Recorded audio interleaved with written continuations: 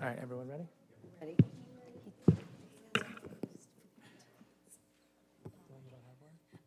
do on my computer. Yes, I got mine Oh, right I have mine. Are we doing this in here? or are we doing We are going to go into executive session now, and then we'll go into the large boardroom. Okay. All right.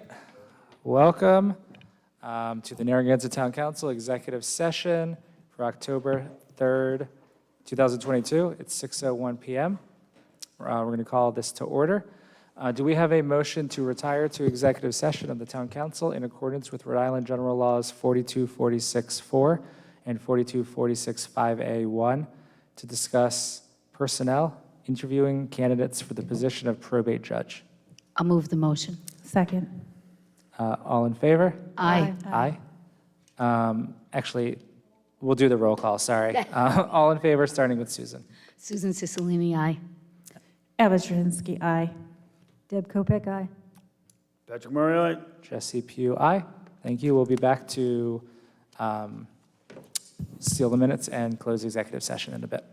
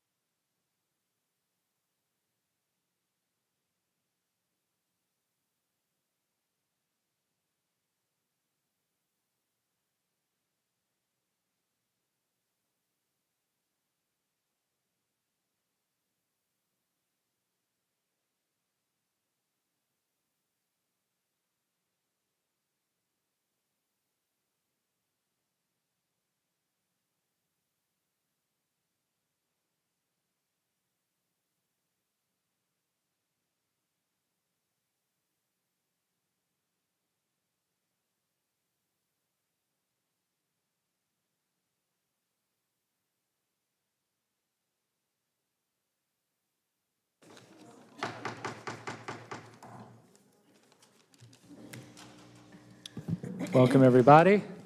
We're going to call to order the Narragansett Town Council regular meeting for October 3rd, 2022. It's 7:33 p.m. Please stand for the Pledge of Allegiance.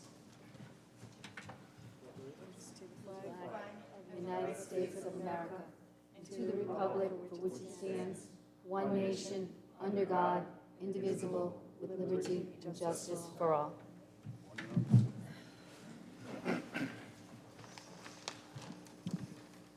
Okay, before we get started tonight, we're going to ask for a moment of silence for a longtime resident, Guria Pilkrans, who passed away tragically a few weeks ago. Pretty well known, I think, by a lot of people in town. So if you could, we'll take a quick moment of silence, please.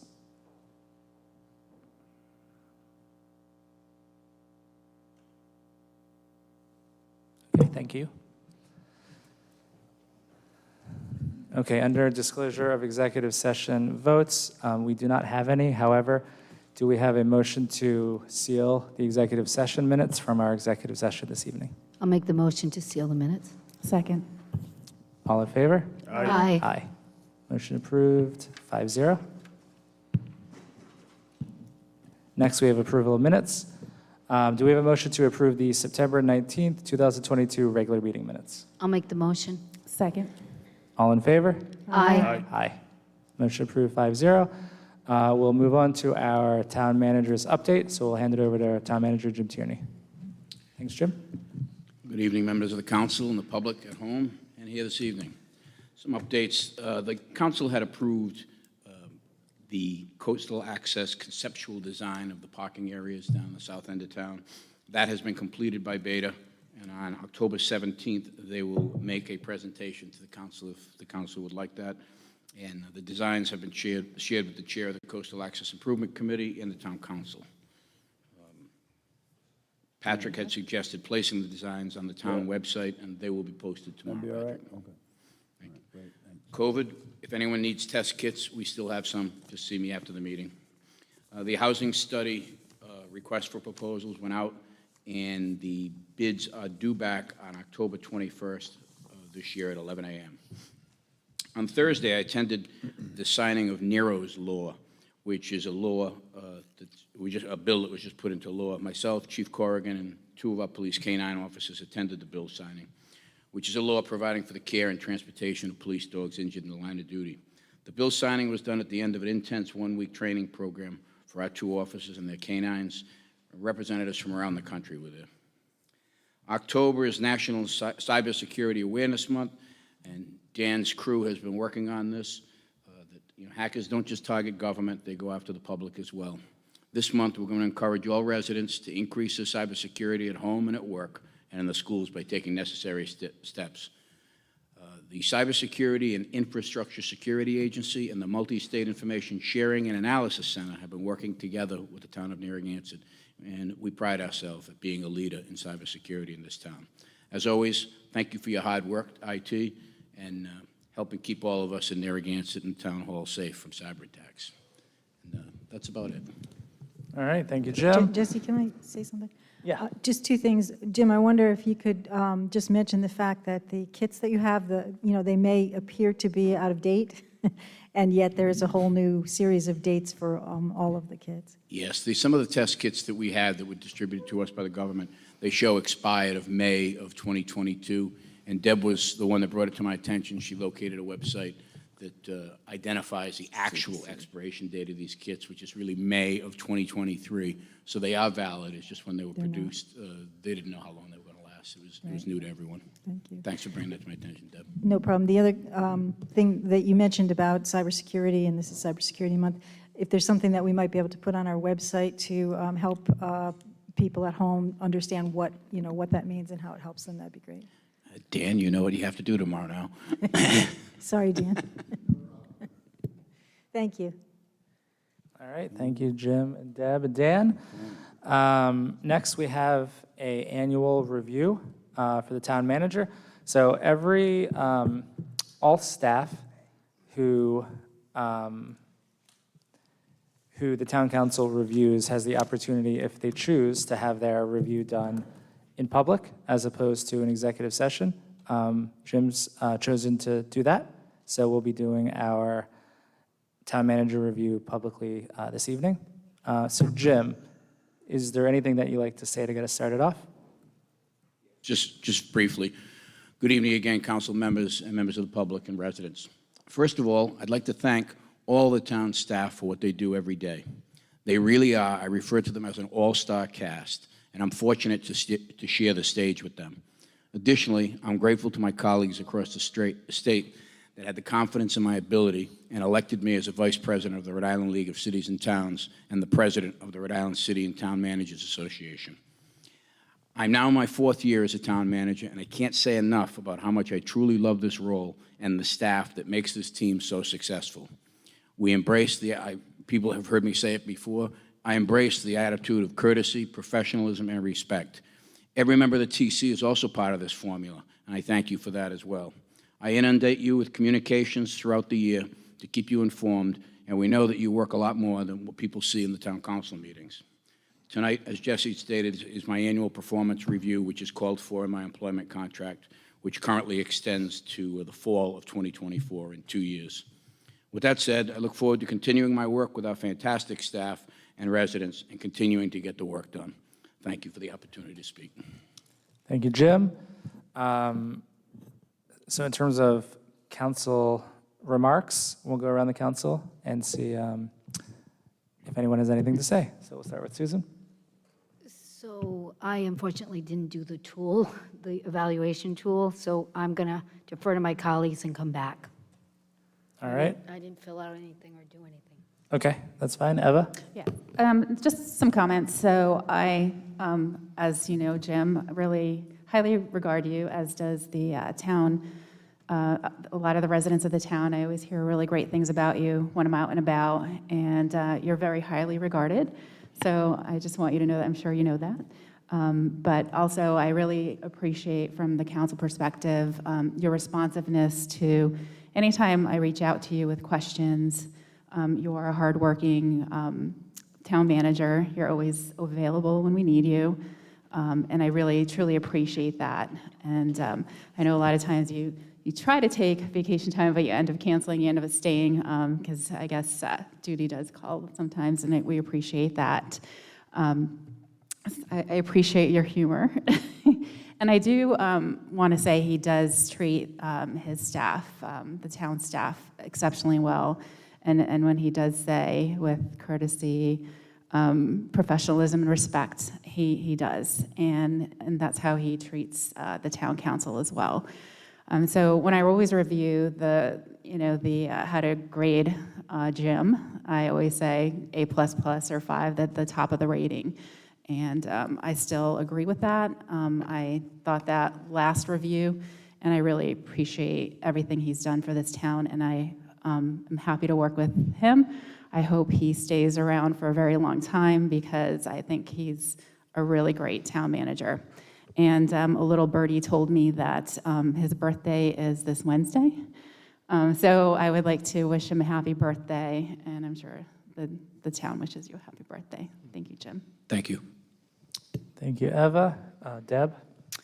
One thing I will say, absolutely, is that I don't think I engage too much with the staff or with Jim, but when I have an issue or a question, I do ask it. And if I have an idea, I present it.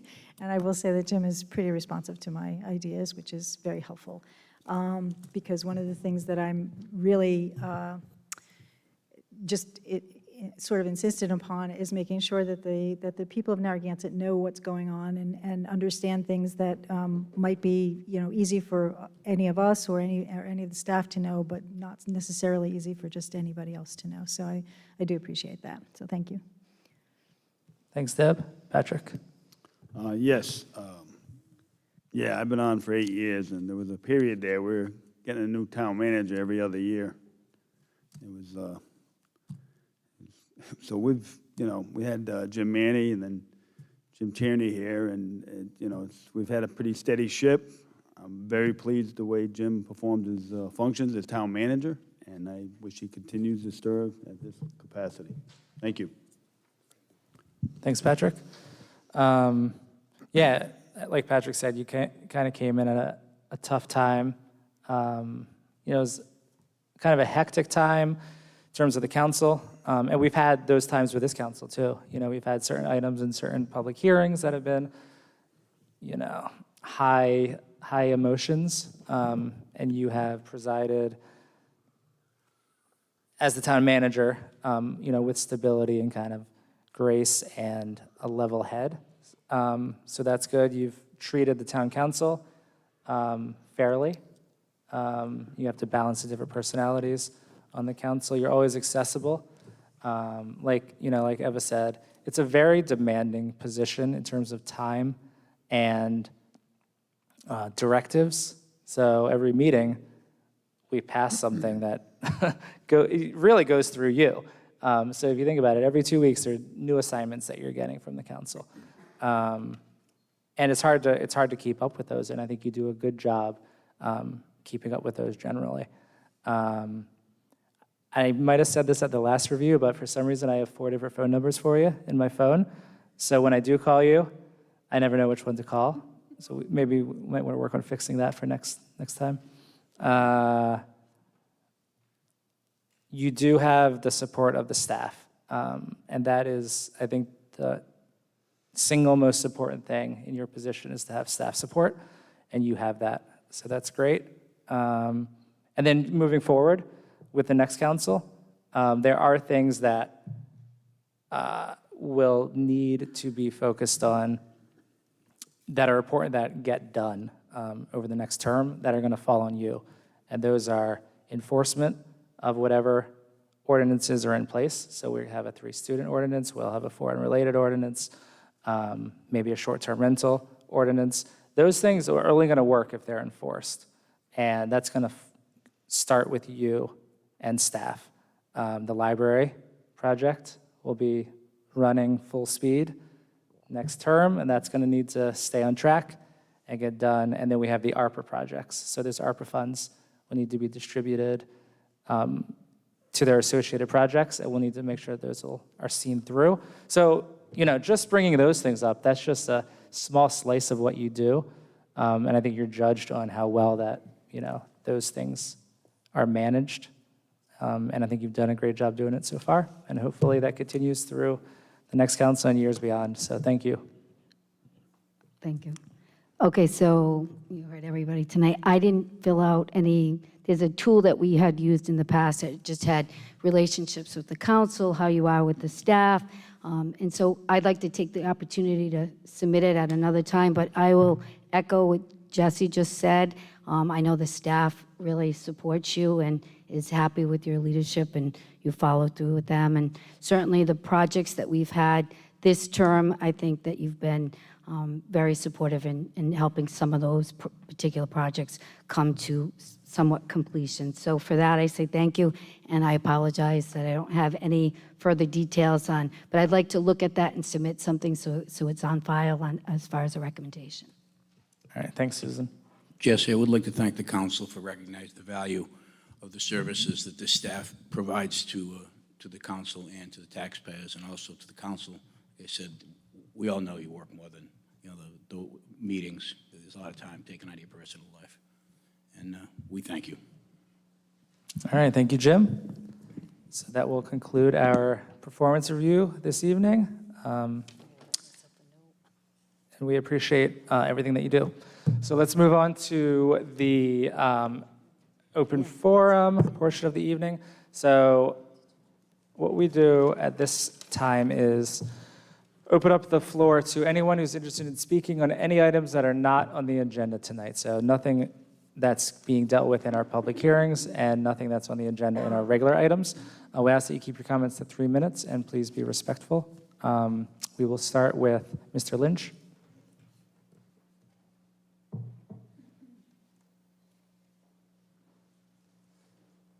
All right, please state your full name and address.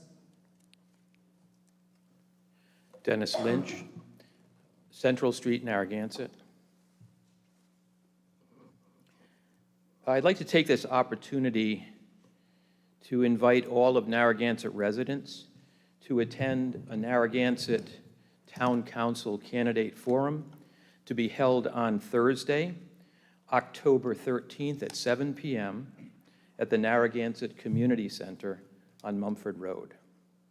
The forum is being hosted by the Narragansett Peer Residents Association. It will be broadcast live on YouTube and available for subsequent viewing. We believe this is the only live candidate event where all the voters will be able to hear the candidates' positions on issues important to the town. We've invited all the candidates to participate, and while we have confirmed attendance with the majority of the candidates, we've not heard back from everyone. We do believe it is an implicit obligation of those who choose to run for elected office to take advantage of opportunities to speak directly to the voters, so we hope to hear back from all of the candidates. Once again, the forum being held on October 13th, a Thursday, 7 p.m., the Community Center, and I have flyers announcing it if anyone in the audience would like one. Thank you. All right, thank you. Okay, anybody else? Yep, Dr. Alba. Please state your full name and address. Dr. Al Alba, 24 Eagles Nest Terrace. Town Manager Jim Cheney, congratulations. You do an outstanding work for us. We all appreciate it. So just want to take a second of congratulations and happy birthday, too. Okay. I'm going to be reading an email that I received from a Cheryl Doolin Wallison. I posted a video on Galilee, and it reads, "Your beautiful video, Al. You have definitely caught the essence of how beautiful Galilee is. My family held residence in Galilee for over 45 years. My first job was at May's Gift Shop, now a boathouse, which was right next to the once beautiful Dutch Inn, which is the eyesore that now remains. In those days, the village was booming with fishermen, shopping at Galilee Grocery before their week-long trip. The co-op was making ice to make sure all the catch had adequate cooling. Businesses, tourists, and year-round residents were filling the village. The Southland Ferry was a big draw back then, along with the Blessing of the Fleet, bear festivals, and the tuna tournament. Families took their vacations at the Dutch Inn and had the time of their life. It was a place that all Rhode Islanders could come and enjoy the day, no matter what their economic status was. My father, Hugh Doolin, who has passed on, was on the Galilee Preservation Society for many, many years. It was his passion to make sure that Galilee remained a vibrant fishing village it was always intended to be. He would be so upset at what is going on now. I know he would be standing right beside you, Al, helping you make noise to bring about awareness to this incredible, upsetting issue. And I'm sure my dad's with me too by my side. She adds, "Thank you so much for all of your efforts in this unfortunate fight." I would like to take a minute to, first of all, thank the town council for issuing a special use permit. I know later on today we're talking about the importance of issuing a special use permit, make sure people are complying. So I hope and pray, and all of us who love Galilee, that for those who are being requested to have a special use permit, if it's not granted, that the town council and the town takes the appropriate legal action to ensure that everyone has to comply with our town zoning. No one should be immune to our town's zoning ordinances. The state supremacy clause, which states a state agency can supersede or overtake a town's zoning, is only in effect and only as good as if that state's actions will not hurt or harm its residents.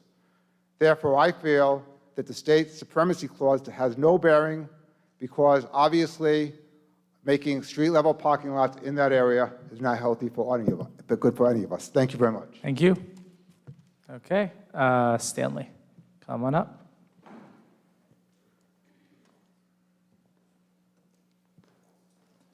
Please state your full name and address. Stan Wachowski, Boston Neck Road. Thank you also for what you do and your staff. Thank you.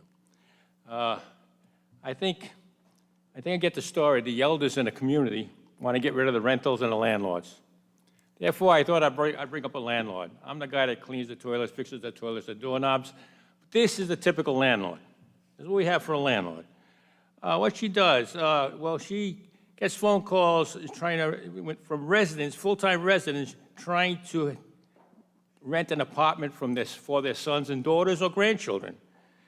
For retired people, some of them have been there for 22 years, she responds to their needs.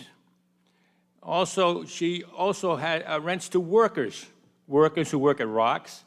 They work at Belmont, Four Seasons down there.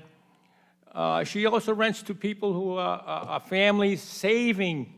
They rent before they can own. They're saving. So she rents to the families.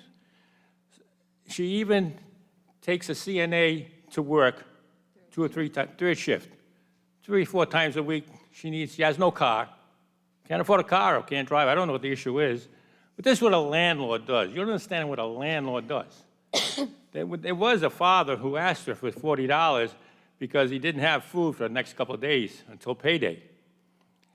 So this is a misconception of what a landlord is.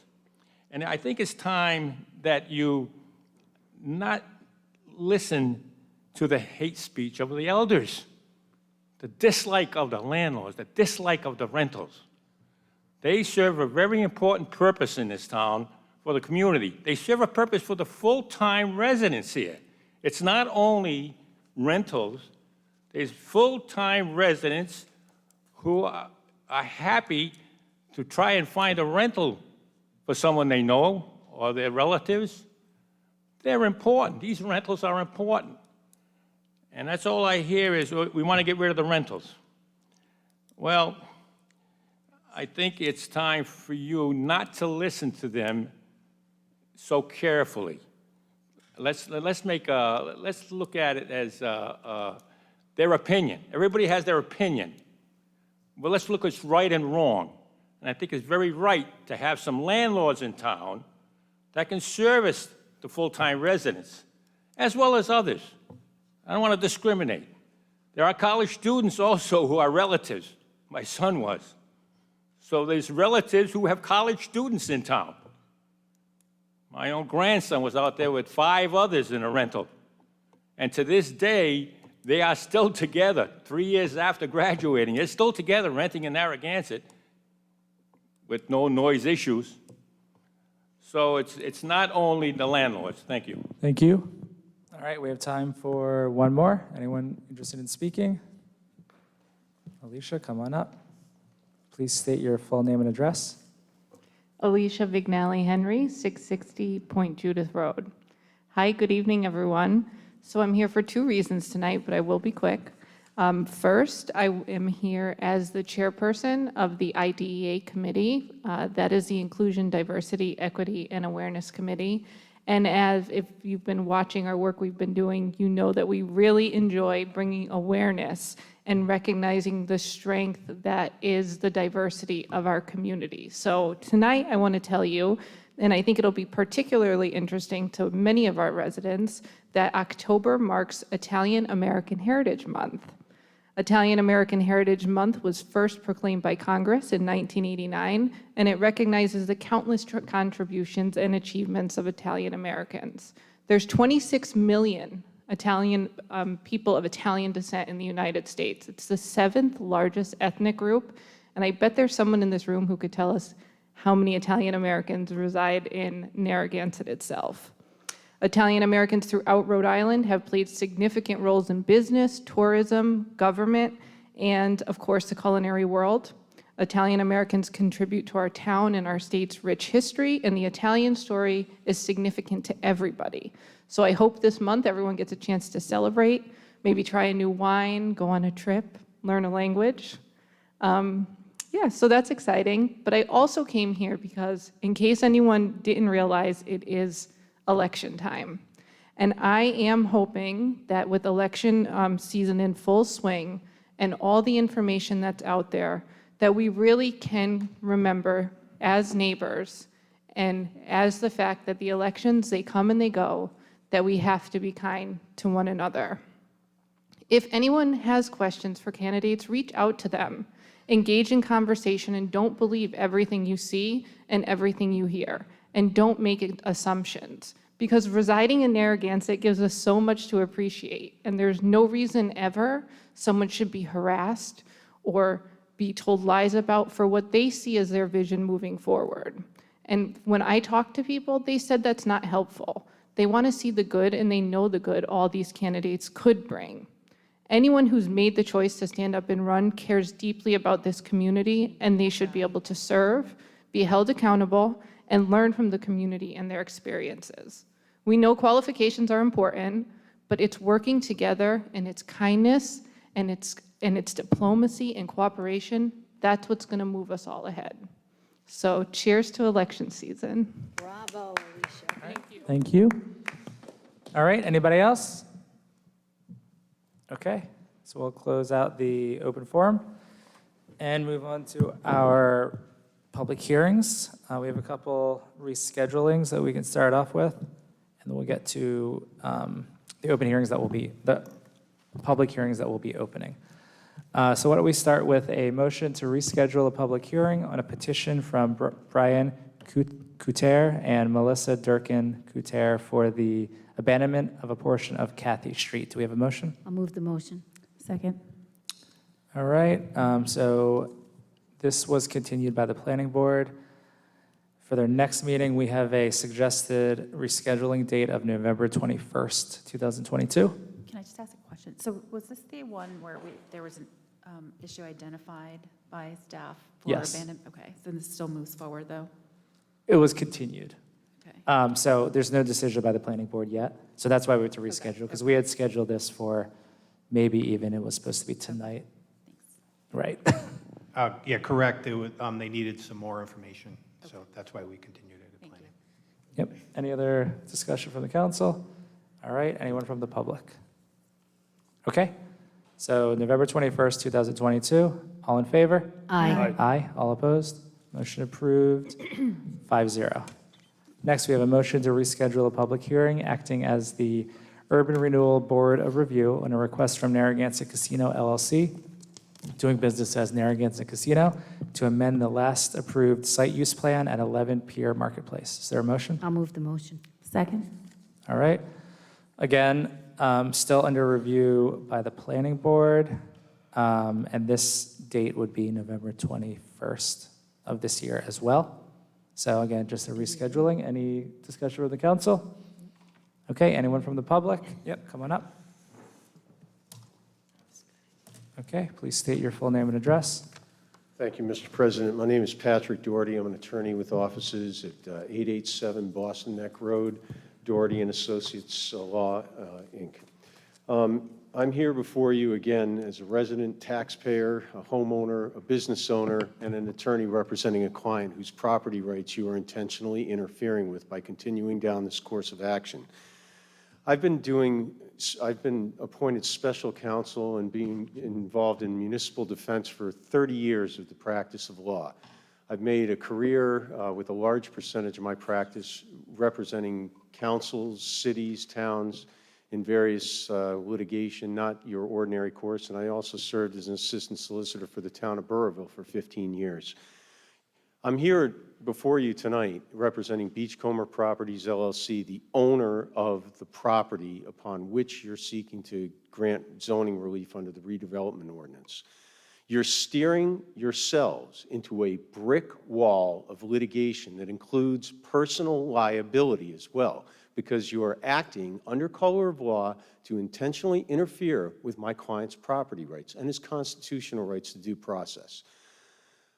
I cannot for the life of me understand how we have gotten to this point. Your own files contain the best case against you and against the town. I do not want to sue the town council where I'm a resident and a business owner, but you're forcing my client into no other alternative by continuing on this course. Your own files show that what was required back in 2012 in the exact same situation required the assent and consent of the landlord, the owner of the real property. At that time, it was Gilbane. My client is a successor in interest to this. I have no idea what you're relying on. I have requested a meeting with the assistant solicitor. I've requested it not only with him, but I've requested it through the town manager. I have been refused. And I got to tell you, that's not serving you well.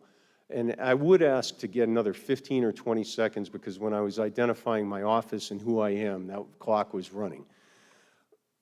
If you have an opportunity where you have a potential adversary coming to you and saying, hey, look, I want to discuss these claims, I want to discuss my facts, I want to give you my theory of liability, you're crazy not to take advantage of that. Lawyers are encouraged to speak to other lawyers. I left a voicemail asking to speak about these very issues with Mr. Marcella. He refused. Instead, he sent me an email that he CC'd the Office of Community Development and the town manager on, saying that he's reviewed the lease, the litigation, the court actions, and all these things. Well, he missed the thing in the lease that says the landlord's consent is required for any relief that is to be granted in this property. In addition to that, the only thing he has to look at is the law and your own protocol for going forward on any applications for relief. You need and have required the signature of the owner of the land.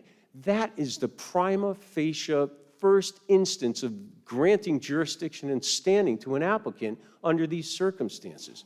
I don't want to sue you. I don't want to have to bring this in. My case is already made for me by your own records.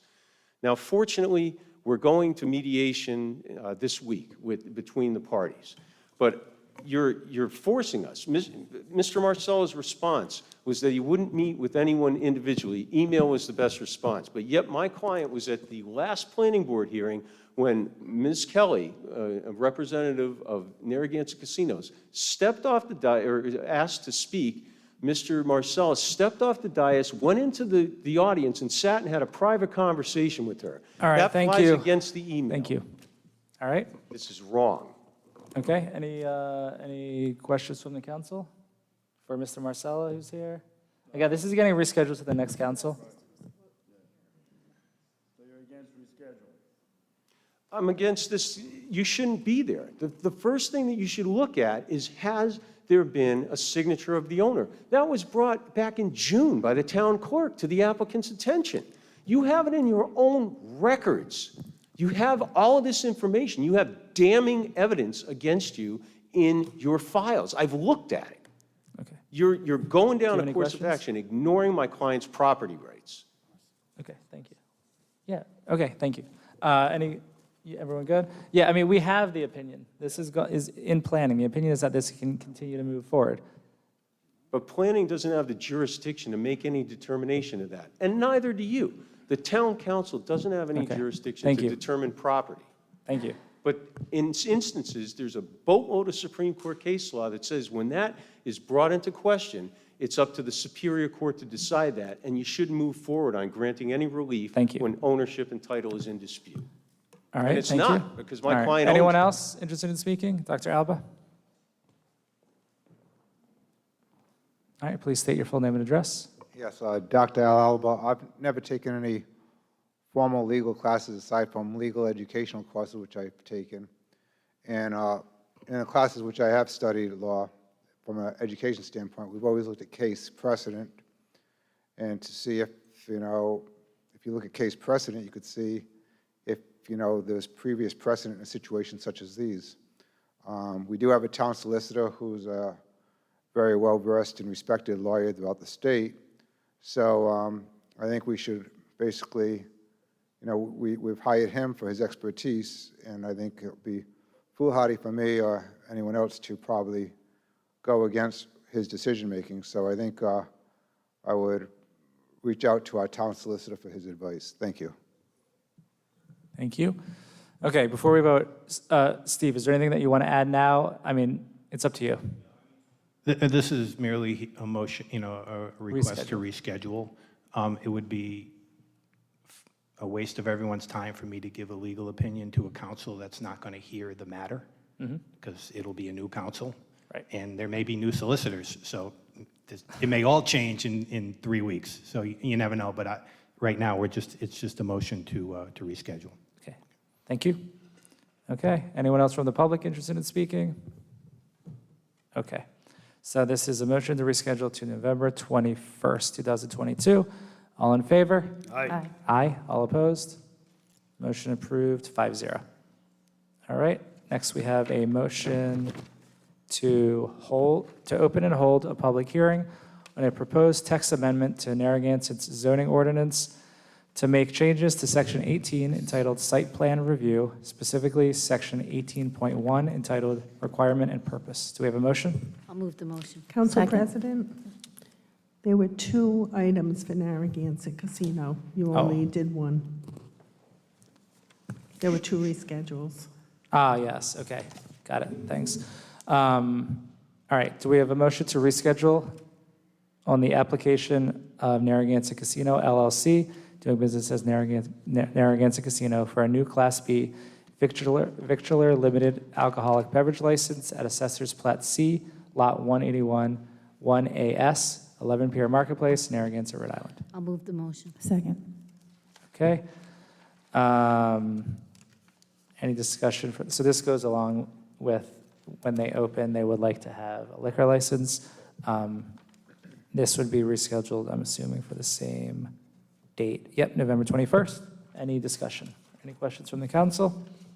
Okay, anyone from the public? Coming up. All right, please state your full name and Thank you, address. Mr. President. Patrick Doherty, offices at 887 Boston Neck Road, Narragansett, representing Beachcomber Properties LLC, the owner of the property.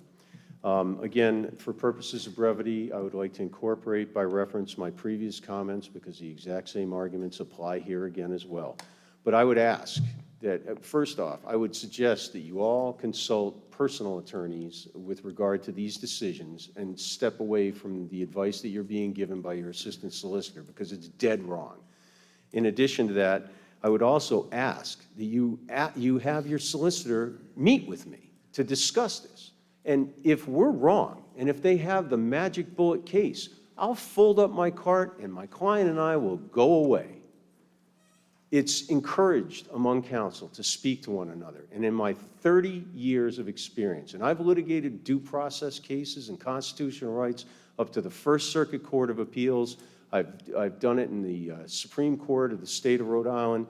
I have municipal decisions that are reported, and I've been special counsel in some particularly contentious issues involving cities and towns for my entire career. I would ask that you have your associate or assistant solicitor meet with me and discuss the merits of what I'm putting forward, because he's leading you down a path. And I don't frankly think that Mr. Marcella is giving the opinion. I think he's hedging on it wisely, that rescheduling may not put you into liability. But I don't think that there's anything out there that fits into this fact scenario that would allow you to proceed forward with going ahead and considering an amendment to zoning or the application of a liquor license under these circumstances in the absence of the assent of the owner of the property. So I would ask that you accept my opportunity to let me throw all my cards out on the table. This isn't a poker game. This is liability, and it's in the town that I have a business in and that I live in, and I don't want to see this continue. And I also want to state on the record, I don't want the job of assistant solicitor or solicitor or anything like that. I'm not here for any political purpose whatsoever. I'm representing my client, Beachcomber Properties LLC, as zealously as I can. Thank you. Thank you. Okay, anybody else? All right. Any last comments from the council? All right, so this again is for November 21st, 2022. All in favor? Aye. Aye. All opposed? Motion approved, 5-0. Okay. Now we have a motion to open and hold a public hearing on a proposed text amendment to Narragansett's zoning ordinance to make changes to Section 18 entitled Site Plan Review, specifically Section 18.1 entitled Requirement and Purpose. Do we have a motion? I'll make the motion. Second. Okay, great. So the public hearing is open. And this is we'll have our Community Development Director come up. So this is related to the requirement that we sent to planning to work on a ordinance which would require all properties be up to date on their taxes before going through the planning and zoning process, but we're going to have Mike get into more specifics for us. Sure, thank you, Council President, members of the Town Council. James, do you want to have Mike get sworn in? Do I? I don't know. Sometimes, I don't think so. Good. That's fine. I don't think we've done it before, James. So, as you know, this came up based on a case that was somewhat high profile. But one of the things we found out when the question was raised to the town staff is what happens, in other communities. So we did some homework, and we found that a very high number, a high percentage of the communities that we polled do in fact require that taxes be up to date for any and all applications submitted for variances, special use permits. And so it seemed to make sense to us that we should do something similar. And why this is not in the books today, prior to today, I should say, is anybody's guess. So what you see up on the screen is what was advertised in the newspaper. And it comes out of Section 18 of the zoning code, which has to do with site plan review. Just briefly, site plan review is the process by which the planning board does a general overview and review of an application for relief and sends its recommendation to the zoning board so that the zoning board has some commentary as it relates to the completeness of the application, the compliance with the town comprehensive plan. So that is a point in the process as applicants are submitting their application for hearing that we do the completeness review. Staff does that. The planning board certifies it. So it would make sense then to add this paragraph at the point at which the staff is reviewing it and the planning board is voting on it. So it states very simply, and you can see on the board, the paragraphs that are in black and white are existing paragraphs. And so we've added the letter A to the front of that so that that can be differentiated from the new text in paragraph B that specifically requires that every applicant for a variance or special use permit under the ordinance, that's the zoning ordinance, shall submit contemporaneously with the site plan evidence in the form of a municipal lien certificate that all property taxes are current on the subject parcel. A municipal lien certificate, for those who are not aware, is an actual form that is provided by the tax collector indicating whether or not people's taxes are up to date. So it just puts in paper what is in the files of the tax collections department. And what this is specifying that if we don't have up-to-date taxes, that the planning staff would assert to the planning board that the application is not complete. If the application is not complete, it cannot be scheduled for hearing. So that is it in a nutshell. If anybody has any questions, I'll be happy to answer them. Thank you, Mike. Thanks, Mike. Let's see if there's any questions. I had a Susan? question. All right. I'm good. Let's just go through the order. Eva? Deb? None. Patrick? Mike, Sir. Taxes are paid on quarterly. What if somebody skips a quarter and they didn't get there for whatever reason, the 3-day weekend or something? They got a meeting on Tuesday, and you know what I'm saying? I mean, The simple remedy is to pay your taxes. So if your application came in and for some reason you were accidentally behind, say you were out of town for a whole month, and just missed the idea of paying your quarterly taxes. Well, Your application comes into us, we don't see the MLC, the municipal lien certificate. Right. We contact you and say, your application's not complete, could you please get that Well, what's the taken care of? process of getting a municipal lien certificate? How long does that take? It's just a matter of a day or Going two. in and saying, here's my taxes, give me the certificate, or you gotta, we gotta research it and wait 3 days? There's an application process that the tax collector undertakes, and you go to that person, you ask them to issue a municipal lien certificate. There's a very modest fee for it. Right. And Always a fee, always a fee. and then it's printed, given to the owner, and then that person can carbon copy it and send it to us. Yeah, in your research of other towns, has any towns had like a minimum, like, or a maximum, like if you're over $1,000, you can't be granted a review? No, I believe it's pretty much a black and white issue. If you're not up to date, your application is deemed incomplete. Right. And that's it? Sure. No gray area, okay. But it doesn't mean that you can't remedy that easily by coming into town hall, paying the Pay them taxes, and it's remedied. and we would then process applications. So it's not like we would put you at the back of the box and you wouldn't be reviewed again for months. It would be a pretty easily, That'd be pretty my quick luck. That'd response. be my luck. Oops, I didn't pay in the taxes. Oh, well, sorry, it's gonna be another 3 months before we put you in review. Is that a scenario that could happen? Please repeat, I'm sorry. I say, is that a scenario that could happen? You skip your taxes and you didn't realize it, and you go and, nah, never mind. It doesn't matter. Go ahead. Well, I'm what would good. happen would you'd file for the municipal lien certificate, I got and the it, I got MLC would indicate that you missed a quarter. It's just another hurdle, and I understand. Okay, I'm good. Thank you. Thanks, Mike. Mike, is the MLC the mechanism that other towns use? Yes. To achieve this? Okay. Yes. All right, thank you. Yeah. Man, that's a go-to. Okay, great, thanks, Mike. Also, just want to thank James and Steve for their help on this, Mike and the planning board for reviewing it. Anyone from the public interested in speaking? Yep, Mr. Alba. Please state your full name and address. Yes, Dr. Al Alba, 24 Eagles Nest Terrace. Yes, so when, Sorry, we're going to have James swear you sure. in.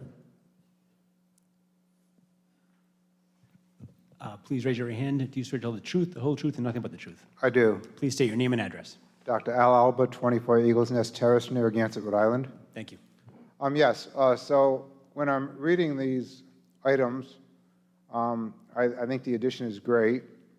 I do read under letter A, it states, the Planning Division of the Department of Community Development shall coordinate and manage the site plan review process, evaluate the environmental impact of the proposed projects, and otherwise assist the Planning Board and Zoning Board of Review with respect to site plan review.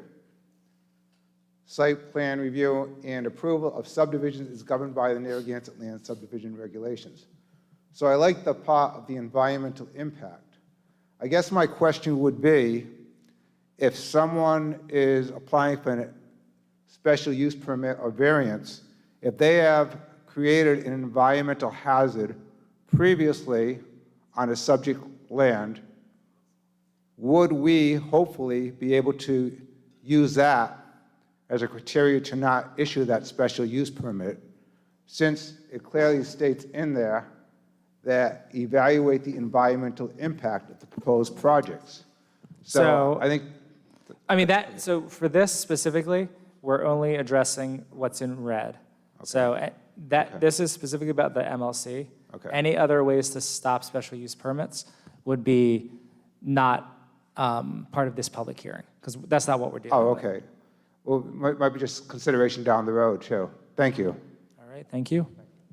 Okay, anybody else? Win Hames?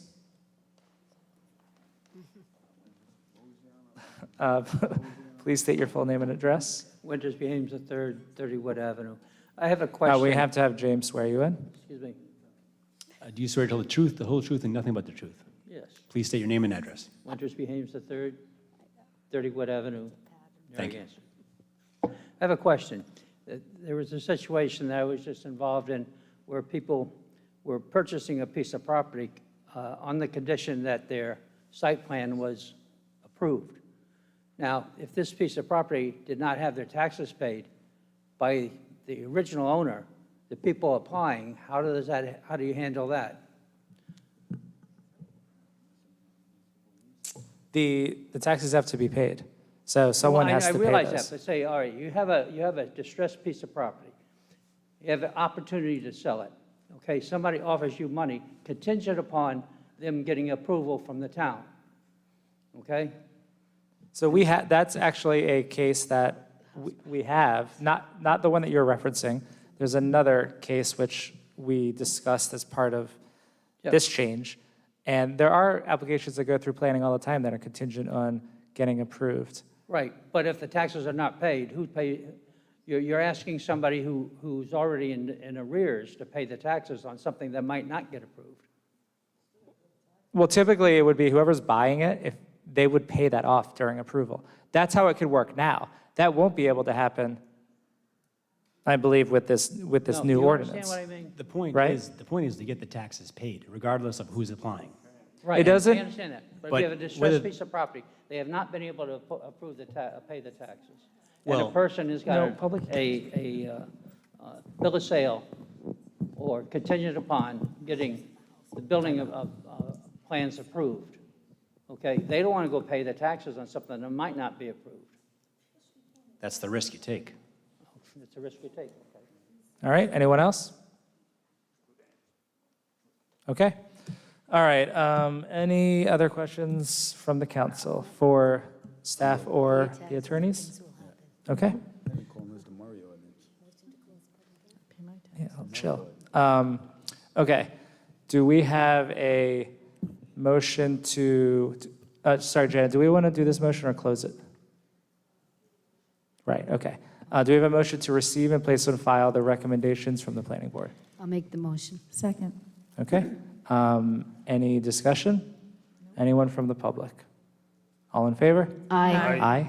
Motion approved 5-0. And do we have a motion to close the public hearing? I'll make the motion to close the public hearing. Second. All in favor? Aye. Aye. Motion approved 5-0. All right. Next, we have a motion to open and hold a public hearing on proposed text amendments to the bulk zoning regulations of the town of Narragansett zoning ordinance. Do we have a motion? I'll move the motion. Second. Okay, so the public hearing is open. So what we're going to do here is a few things. So just as a reminder to everyone, this is the recommendation back from planning based on the referral that we sent about a month ago. What we did was send over a list of potential changes to what we call the bulk zoning amendments, which are a group of amendments that we made a couple years ago. We sent a specific list and we advertised those items. So those are the items that the planning board focused on. Didn't focus on other aspects of that ordinance, just these specific items. Before we begin, we have a updated version of the proposed ordinance that slightly differs from what was advertised. It doesn't add anything. It just is updated based on the planning board recommendations because what was advertised was a draft from community development. So do we have a motion to amend the ordinance that we're discussing based on the latest draft from staff? And that is the yellow highlighted version. Do we have a motion for that? So we'll be working off of that. So this is attached to the item. You have two ordinances. You have the one that was advertised, which has some new text, and then you have the updated version that comes after the planning board discussion, which was updated by staff in community development, which has the yellow highlights, which is up on the screen. So that's basically the latest version of this draft. So, but for the public hearing and for our later vote, we want to make sure that we're working off of the correct one. So do we have a motion to work off of this latest version? I'll make the motion. Second. All right, any discussion? All right, anyone from the public? Okay, all in favor? Aye. Aye. Motion approved, 5-0. So just to reiterate, this is the version that has the yellow highlighting. All right, so what I want to do is go through the recommendations from planning and where that's updated in the ordinance. And then we will also have our town staff available for any questions, as well as the zoning solicitor. So we have under finding, Mike? Yep. Council President, if I may interrupt just a moment. Thank you for that introduction. You saved me a lot of explanation by doing that. What I have up on the screen, I'm going to bring it all the way to the top. It's an excerpt from the Planning Board's recommendation dated September 28th, which you have in your packet. And the first half of this actually incorporates the commentary and discussion that they undertook that date on that night. in the 7 different segments, as you see highlighted there, all the way down to this last section there. And then this is the, as you stated, the revised language. I've changed the highlighting because I wanted this to be even easier for the public to understand. Okay. So the yellow highlighting is new language, and the green highlighting is language to be erased. And you'll notice that, like right here, there's some more that's proposed to be erased. That was advertised. Yep. That's why it's not highlighted. The green is the change proposed by the planning board. So yellow is new, green is erased. And I'll turn it back to you to. Okay, great. Yeah, no, that's great.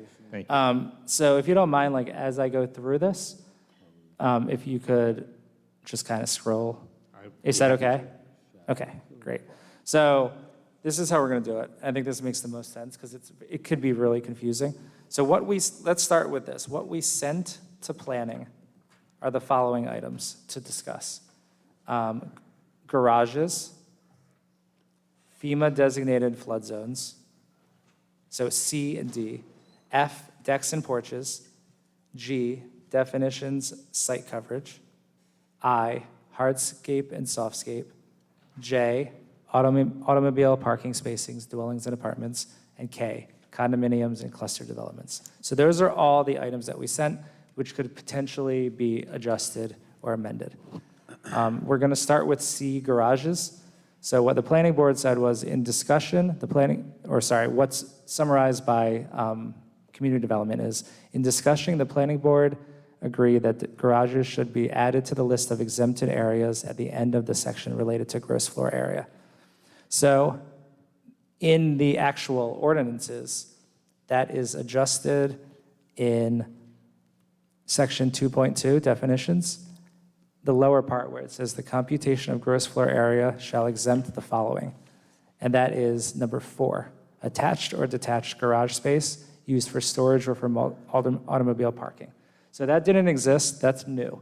So what that does is now exempt garage from counting as living space, which was our intent and was overlooked unintentionally when this went into the books. So that's garages. Next, we have the FEMA designated flood zones. In discussion, the planning board found merit in the proposed ordinance, but suggests the specific language be amended to address new construction and significant alterations. So what this means is, if you're required to elevate your home based on FEMA regulations, that really can't be living space because of the way that that area is regulated by FEMA. So it shouldn't count as living space in the FAR, because it literally, you can't live there. And it can't even be enclosed beyond a few hundred square feet. So that is adjusted in 2.2 again. Computation of gross floor area shall exempt the following. Number 3, for all new construction and substantial improvements, areas below the base flood elevation where the home is required to be elevated pursuant to FEMA regulations. So now that is exempt as well. F, decks and porches. In discussion, the board agreed the existing language is confining and express an openness to change. With the help of the building inspector, the board suggests a slight revision to that text that ensures the FAR apply to true living space that is heated and can be used year-round. So that is added, or actually edited, in 2.2 again, but this is the top section where it shall include the following. Number 2, the area of structures with conditioned living area enclosed on all sides. So we've removed a bunch of that previous text where it said things like enclosed on more than half of the sides. Right, so now all sides, if it's conditioned. So if it's conditioned, it's considered living space in the FAR. If it's not conditioned, so if it's like a 3-season room that's screened in, it is enclosed, but you're not going to have a bedroom there. That's the idea with that. So that's the update for F. Now we go to G, definitions.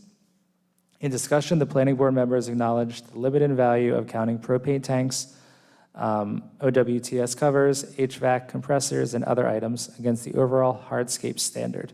Some board members felt use of a sample list of components could be exempted was inadequate. They suggested by consensus and with assistance by staff and the town solicitor to rewrite this standard and incorporate an upper limit for the cumulative exemption. So the idea here is that instead of trying to list out every possible, outside structure, to just base it off of the maximum of being able to have 3 pads, 64 square feet maximum, and those would be exempted. So why should, a septic cover or the pad for your AC unit count as lot coverage when it's not being used for anything to do with living space?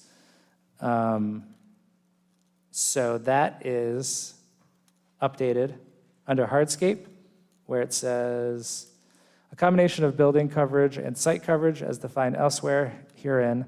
This includes all enclosed structures, sun decks, pergolas, driveways, and parking areas, pervious and impervious, ancillary facilities no larger than 64 square feet in area, septic systems and their components, and the wetted areas of pools are exempt. These exemptions shall be limited to 3 separate ancillary elements per site or any number of facilities with cumulative area not to exceed 200 square feet. So now those are exempt from site coverage and building coverage. So that's the max. It could be 200 square feet of coverage by any of those types of hardscapes. Okay. Next, we're almost done here. I, the hardscape, softscape. So in discussion, the board was not opposed to amending these 2 provisions, but disagreed with the text as drafted. That would increase the FAR by 0.05 for single-story homes. The building inspector also noted that doing so could create problems meeting lot coverage standard. The board was split on whether or not to exempt pervious driveways from the definition of hardscape. If this were to pass, all agreed that permeable driveways would need to be engineered to drain and have an O&M plan. A review of the hardscape component of the FAR table with all attendants resulted in no clear resolution, but to remain focused on hardscape rather than the FAR for accommodating single-story homes. One suggestion was to add a separate column of hardscape requirements specifically for single-story homes. The board finds the proposed text unacceptable and suggests it's stricken, but with the understanding that further work be done to achieve this very reasonable objective to encourage one-story living. So when they say to strike the text, what they're talking about is striking the proposed text that was in the advertisement, not any text that's currently in the ordinance. So they recommend no action at this time. The goal is to make it easier or less hard to build a one-story home than what we're seeing now, but they don't believe that adjusting the floor area ratio for those structures is the way to go about it. So there's no recommended action at this time. And we have 2 left. Automobile parking spaces, that's J. In discussion, the board members understood the intent, but were concerned that any reduction in the standard would return the problem of on-street parking. So no action on that. So those are 2 items that we sent back that they don't want to take action on. I will remind the council that we sent back everything that they showed any interest in discussing further. We didn't send it back because they said they wanted to change it. They just said they were open to further discussion, and we knew that when we sent it back. And last, we have K, condominiums, cluster developments. What was the goal here was to make sure that cluster developments and condos were included in the same floor area ratio requirements, because that was not specifically included initially. In discussion, the board agreed that an amendment should be considered clarifying and codifying how land condominium units are regulated. So that is done in section 6.4B, residential floor area ratio, simply by adding a bit of wording. So now it says any lot or recorded land condominium unit be used for residential purposes. And that's all it takes to get that into the ordinance. And that's it. So that, I think, is an okay review of what's being proposed here and how it would affect the items that we sent back to zoning or to planning. But Mike, I want to make sure that I didn't misspeak or just miss any details. So if you could jump in, that'd be great. Yes, Mr. Council President, you did a great job. I tried, this arrangement here with the double coloring was my third try to organize the thoughts, and I think you did a much better job than I did in summarizing it, or I would have done. So I think you've covered everything. And as you mentioned, the idea to strike some of the language that was advertised, like there in the green, that was an ordinance that we drafted responding to the commentary from early to mid-August. And then as they dug into it deeper, as you said, they didn't agree with that. And so they're asking to just take out that draft language. It's not codified yet. Take it out and leave these sections as they were. We can always revisit, particularly the hardscape, softscape issue, and whether or not we can make some accommodation for single-story living. That was something of great importance to the planning board. We just didn't have the language we really needed at our fingertips the other night on the 28th. So we took out what they felt was inappropriate, the .05, this whole section right here, and they've asked us to go back and try to come up with a numerical standard that will work for adjusting and providing some partial waiver to the hardscape requirement. It's not done yet. It'll be the next iteration of adjustments. Thank you. All right, thank you, Mr. DeLuca. I just want to add two more things before we continue. One is that what we advertised is what we sent to planning, and that advertisement includes only these items. So as we do with all public hearings, when we have discussion, we should only be discussing these items because nothing else is advertised. So if we say, well, I want to talk about other parts of these ordinances because I think that those should be changed, we can't do that because it wasn't advertised. And the reason why we advertise a certain way is so that people know to come to the meeting and participate. And if we start getting off track, then we are not following really the law and the way that this has been advertised. So we have to stick to these items tonight. We could talk about more at another time, but not this evening. And that's for us and also for everyone in the audience. And the other thing I wanted to say is that our whole goal with this was to do what we said we were going to do, which was let's review this again in a year and fix anything that was obviously broken or overlooked. And I think that's what we've done. Things like the FEMA space, that takes a very large chunk of your living space if you count that. So that had to be removed. Garages had to be put into the exempt list. That's what our goal here. It's not to reform this whole, these group of ordinances to something different. It's just to tweak it and really just kind of fix the small things that we can fix. So that's all. Anyway, I'm going to go to the council and then we'll go to the public. Susan? So I attended the planning board meetings, and I'm happy with these modifications for tonight. And certainly, I've been a big part of the discussions, and I'm satisfied. And some of the original language really impacted the FAR and the calculations that would have come out of it. So for that, I'm grateful. I still think it might, down the road, need more tweaks, but I'm happy with the revisions, and thank you, Mike. Thank you, Susan. I also want to add that we do have Steve Marcella here, who sat in with planning during the formation of this originally and these additional changes. So he's a resource for us if we have any questions. Eva? No comments. Thank you for all the work on the revisions. All right. Deb? Yeah, I just want to say that I did sit in also on particularly the last planning board meeting, and I want to really thank the planning board members because they really go through this information.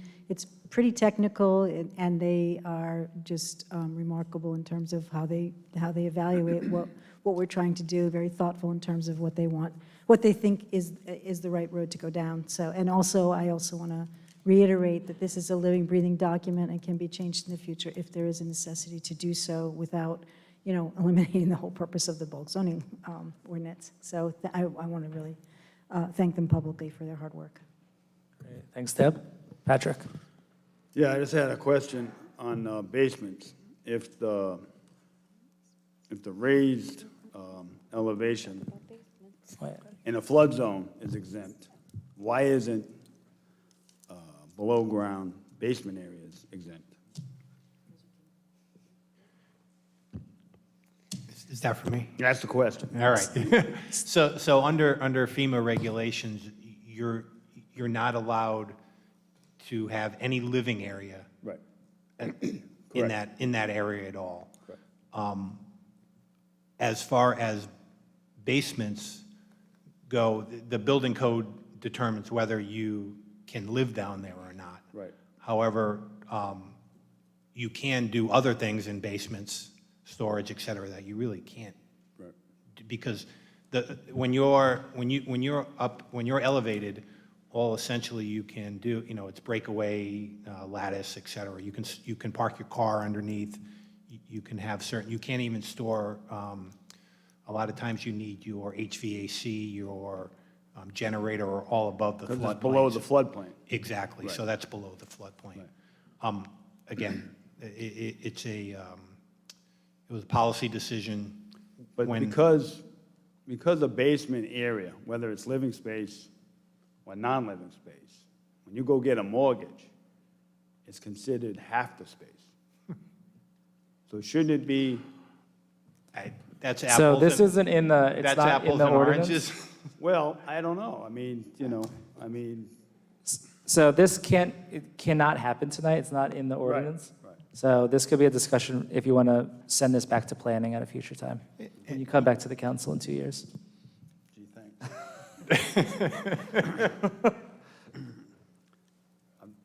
You said you got any questions. These are my questions, okay?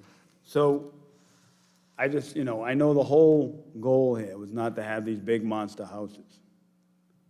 But when you start including a basement area that's usable and non-usable, I think you're taking away some property rights there that I think it's a little unfair. I mean, some families who had these buildings for years, and they move there, they want to expand on it and clean it up, and we're just kind of,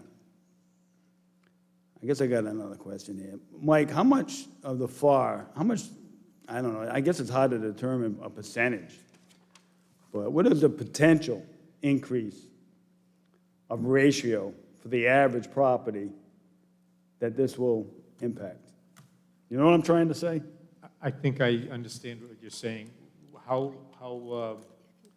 will the cumulative effect, how will these changes cumulatively affect the usability of people's Increase property? square footage for the guy who wants to build out his house. I don't think I can throw a number at that because there's no such thing as an average house and an average Right. property. As you know, as a real estate agent. Well, would you say it does increase Yeah. the square footage? In the areas that have FEMA regulations, that first floor is now not going to be counted. Right. So that's pretty impressive and pretty significant there. The detached garage part, we already knew was exempt. It was just not, that was just a housekeeping cleanup. But this area here, this one that's up on the screen now, we're taking away porches, balconies, decks, mezzanines from the calculation. Yeah. So that enhances in the property owner's favor, the FAR, because now they could build a slightly larger house and not have to worry about counting their deck or their front porch. So it does help, but I don't know that there's any thumbnail way of giving you an Understood, average. but by taking away the FEMA square footage and not including that, so aren't you going to end up with a 3-story house?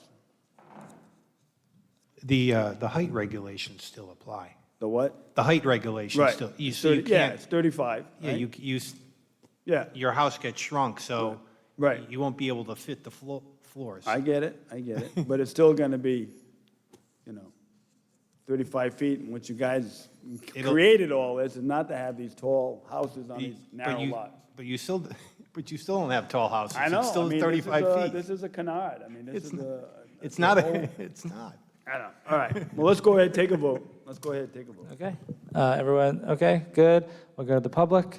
Anyone interested in speaking from the public? Stanley?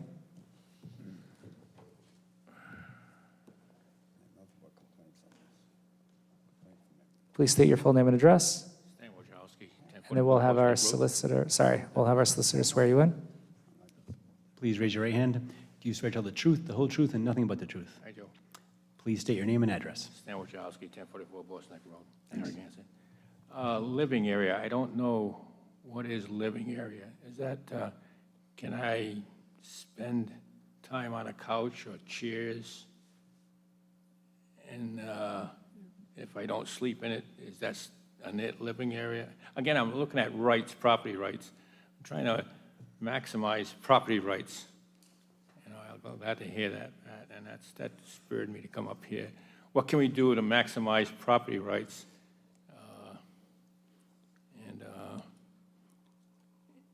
I can see when you have these spots where they're raised, it would be, can't the owner stay down there? And I call it live there, just, you can watch TV down there, maybe sit on a couch. Does living mean that you're sleeping there or just watching TV there? What is living there?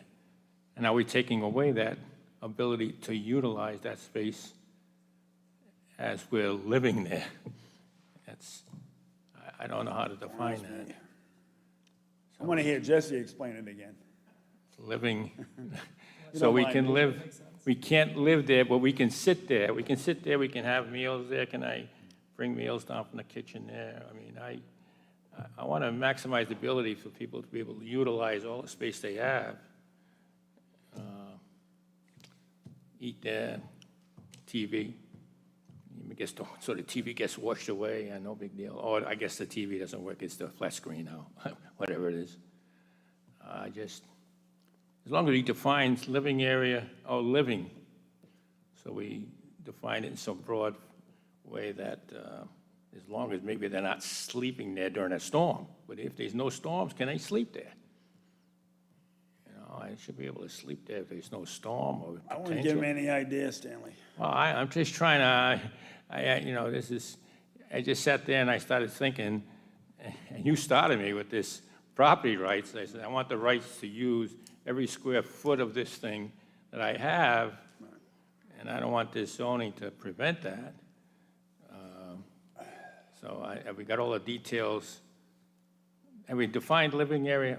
I didn't read that good enough. Have we defined living area? What is living area? Is that, can you tell me what living is? Depends on the ratio, right? Living, To a certain well, extent. what do you do with, I don't even care the living area space ratio, but what do you do when you live or don't live there? If you're not living, what defines whether you're living there or not living there? Well, a garage is not living area. So a garage isn't. Wouldn't be living space. But underneath these posts that we see with the house all the way up Right, there. well, So that's not included as living space. Then I got, and for the FAR regulation, it's not included as living space. It's not correct? included. So good, that's not included, that's good, yeah. I had a question, Mike. Correct. I don't know. I'm not going to that. I don't want to bother Thank the you, heavy Stanley. hitter over here. Mike, say you got a house on Harbor Island, and it's got a 2-bedroom septic, and you're 8,000 square foot lot. The FAR is not appropriate because it doesn't, you're not asking for 4 bedrooms. Could you repeat that, the last part of it? If you have a 2-bedroom septic, right, and you got an 8,000 square foot lot, now, does the FAR gonna kick in? Because the Yes. but the kicker is the 4 bedrooms, right? And that's when the FAR kicks in? No. No, okay. No, the So FAR it's just applies- FAR is lot size, house size, square footage.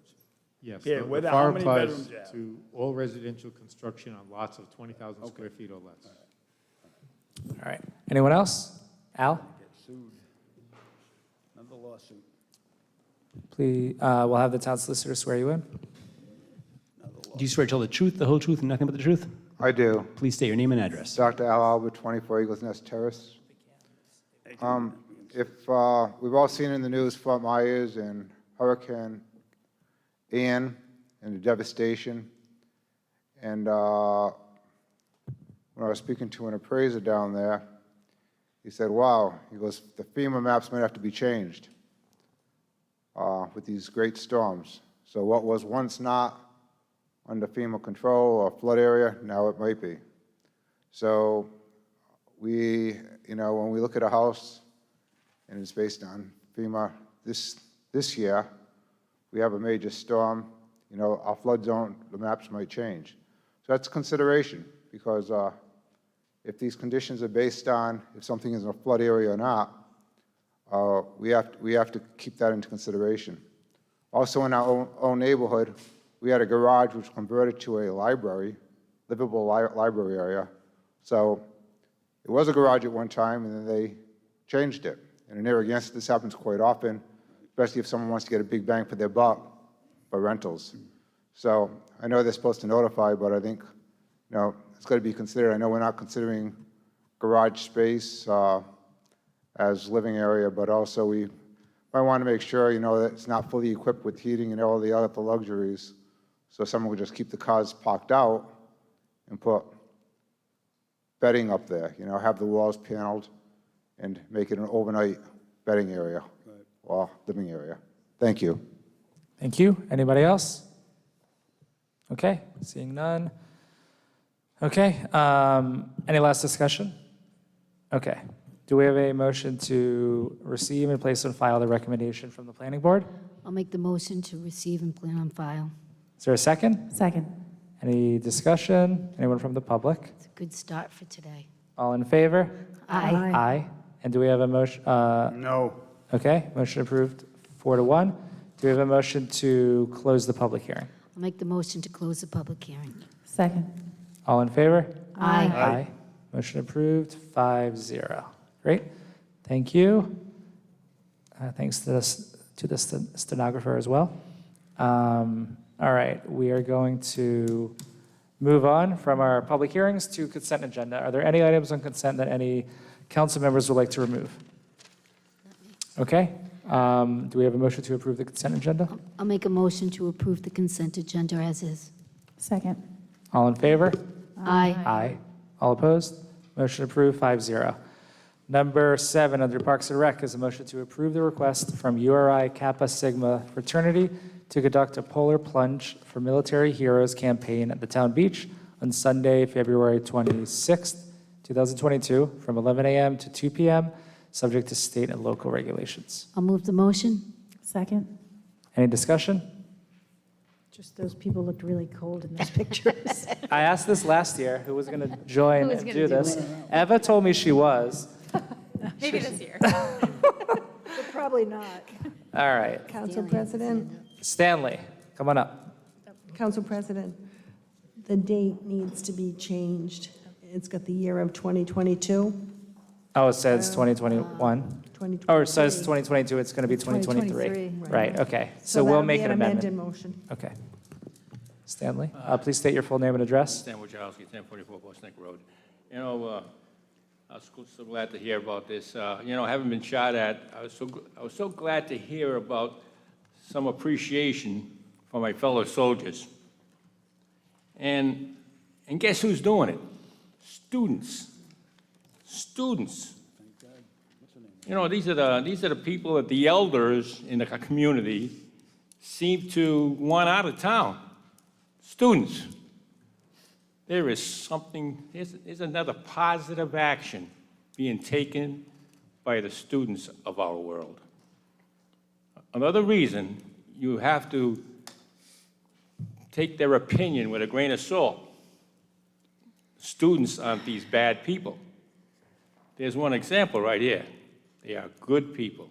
They recognize someone that nobody else did.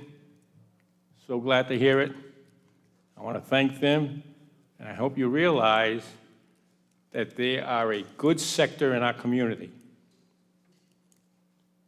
They should not be discriminated against for anything. They should have the same rights of everyone. I don't care where they live, where they go, what they do. They have the same rights as anyone because they do good as everyone else also. Thank you. Thank you. Anyone else? Dr. Alba?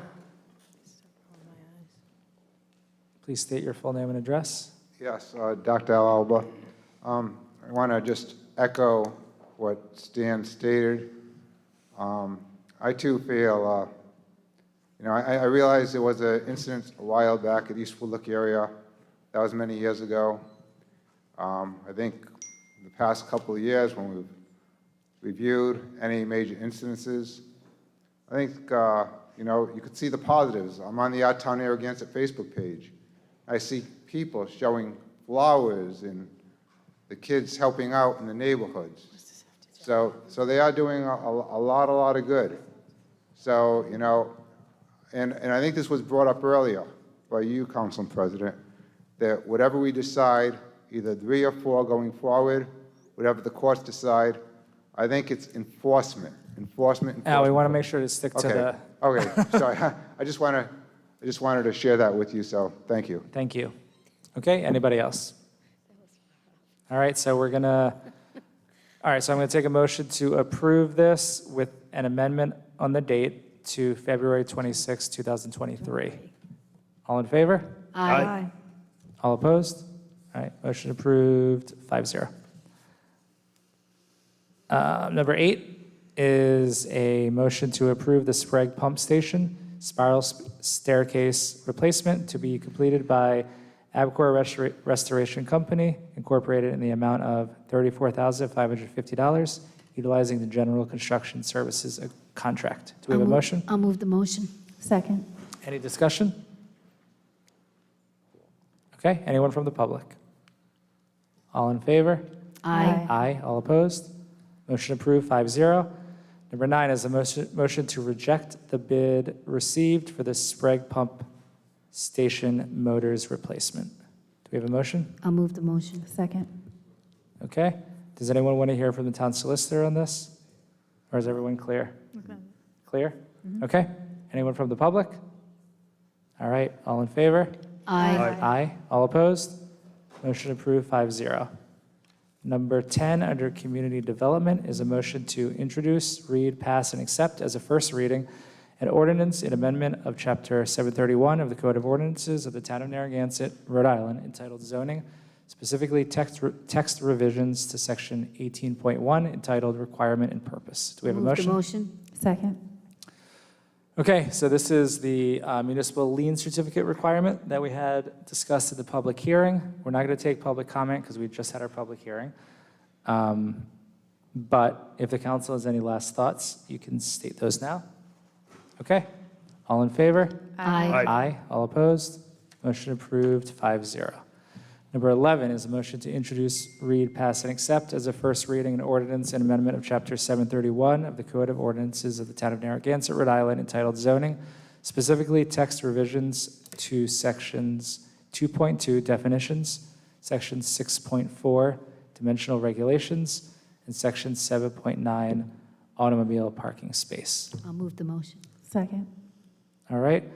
Again, we just had the public hearing, and just to reiterate, we are voting now to approve the working draft that came from community development after the planning board's input. So that's the version that we're voting on with the yellow highlights. All in favor? Aye. Aye. All opposed? No. Motion approved, 4-1. Number 12. From the town clerk is a motion to remove one individual from the Historical Cemetery Commission and appoint one individual to fill the unexpired term. Do we have a motion? Yeah, I'll move the motion. Second. I guess, should we remove a We'll lien? remove first. Okay, so should we make that motion to remove? Or is that the clerk? The motion to remove, A lien. we could just, we'll state it again. Okay. And that's based on lack of response Yes. to any communication. So do we have a motion to remove a lien standard? I'll make the motion. Second. Any discussion? Well, I mean, I think we should at least explain why, she just hasn't been responsive on that group of historical cemetery. We've reached out, we haven't heard anything, so that indicates that she's not interested in serving, And so. she did not attend 3 consecutive meetings. Right. Okay. Yes, Yeah, she did not attend any Any, meetings. okay. ever. That too. Right. Okay, So. great, thanks. Okay, any discussion from the public? Okay. All in favor? Aye. Aye. All opposed? Motion approved, 5-0. And Do we have a nomination I for? do. I have a nomination of Jeff Negrilli. Okay, He's, do I have a second? he's the only applicant. No, He's the only second. applicant. He's second retired. He's, Second from Deb. So motion by Susan, second from Deb. Any discussion? yeah, I just want to say he's got a nice application. He's retired. He is very interested in serving. He is our only applicant, but he said he's very dependable, and he looks forward to the work at the Historical Cemetery. Great, sounds good. Any discussion from the public? Nope. Okay, all in favor? Aye. Aye. All opposed? Motion approved, 5-0. Number 13 under Town Council is a motion to approve the site use and design plans submitted by HBM Architects LLC pursuant to Appendix A, Section 7.1 of the Town Ordinances. Do we have a motion? I'll move the motion. Second. All right. So this comes from Councilor Cicely Bonato and myself. Susan, do you want to start us off? Yeah, so this motion tonight before the council is to approve the recommendation from the planning board. There was some issues with the site where the library is going to be built, and they had some questions around some important points. The parking requirements, the architect, signage, and landscape. All of the areas that were in question have been submitted back to the planning board and approved. So this motion tonight is just to approve the recommendations for that particular site by HBM.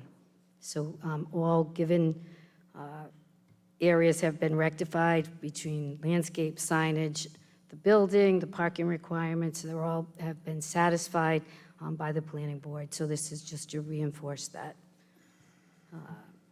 those issues that were pending. I mean, is there anything else you want me to add to that, James or Jesse, that I missed? I mean, it's pretty lengthy, so I just tried to sum up the important. I mean, we rectified the signage, parking. Am I missing anything? The architectural design? I've been following this one. You know, we sent it to planning. They had their hearing, and now we have it on our meeting. I just want to make sure, though, that we're totally accurate. I don't, and Janet or James, if you're aware, you can chime in. So this was, you know, we got the recommendation back from planning. They had just a couple things that they wanted to, you know, bring up to the council just as noteworthy things that we should be aware of, which was the signage, the landscaping, that thing. Those issues have been addressed by the library board and the working group, but it hasn't gone back to planning, correct?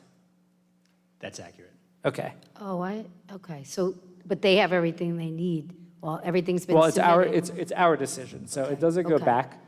They were, I think they were CC'd so that they have that info, but it's really ultimately up to the council for Okay. approval. So, does that sound right? Correct. Okay. All Because of the rectified. urban renewal area? Yes. That's the specific, this specific ordinance addresses the urban renewal area only.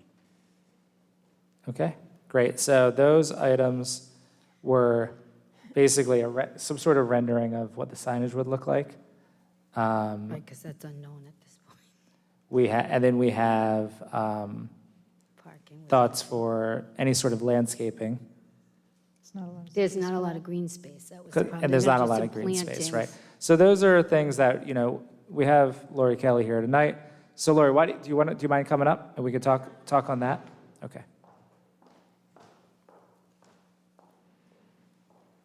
Thank you.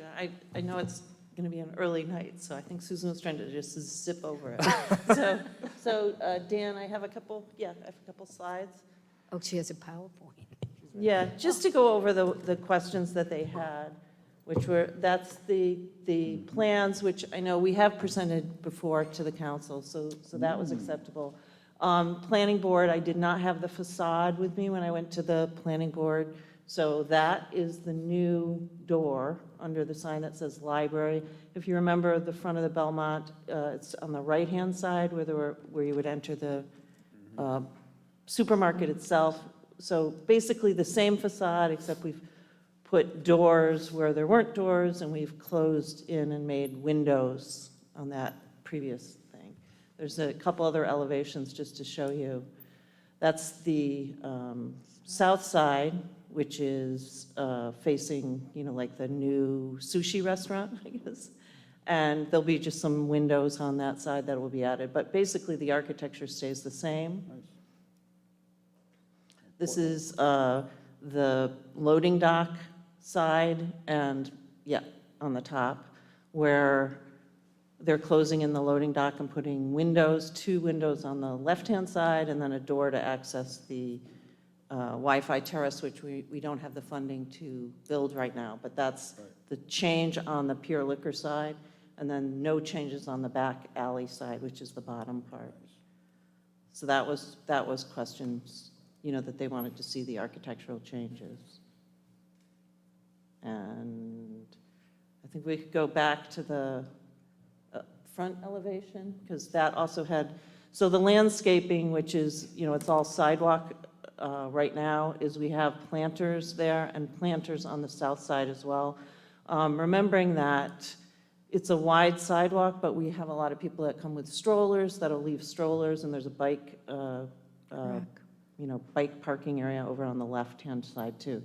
So we really, and then the trees on either side, there's a little green space there, but that's about all we can do until we develop the Wi-Fi terrace, which will give us more opportunity for some landscaping. And I think the only other thing was the sign, which might be at the end. Oh, that was the parking. The parking, there was a question that we didn't have enough. The architects up on the green one, up on the top, is we were allowed to take out staircases and storage from the gross square footage, and that brings us down to needing only 57 spaces, and we actually have 59. And then the only other one was the sign, which we don't have a hard and fast plan for the sign, but on the original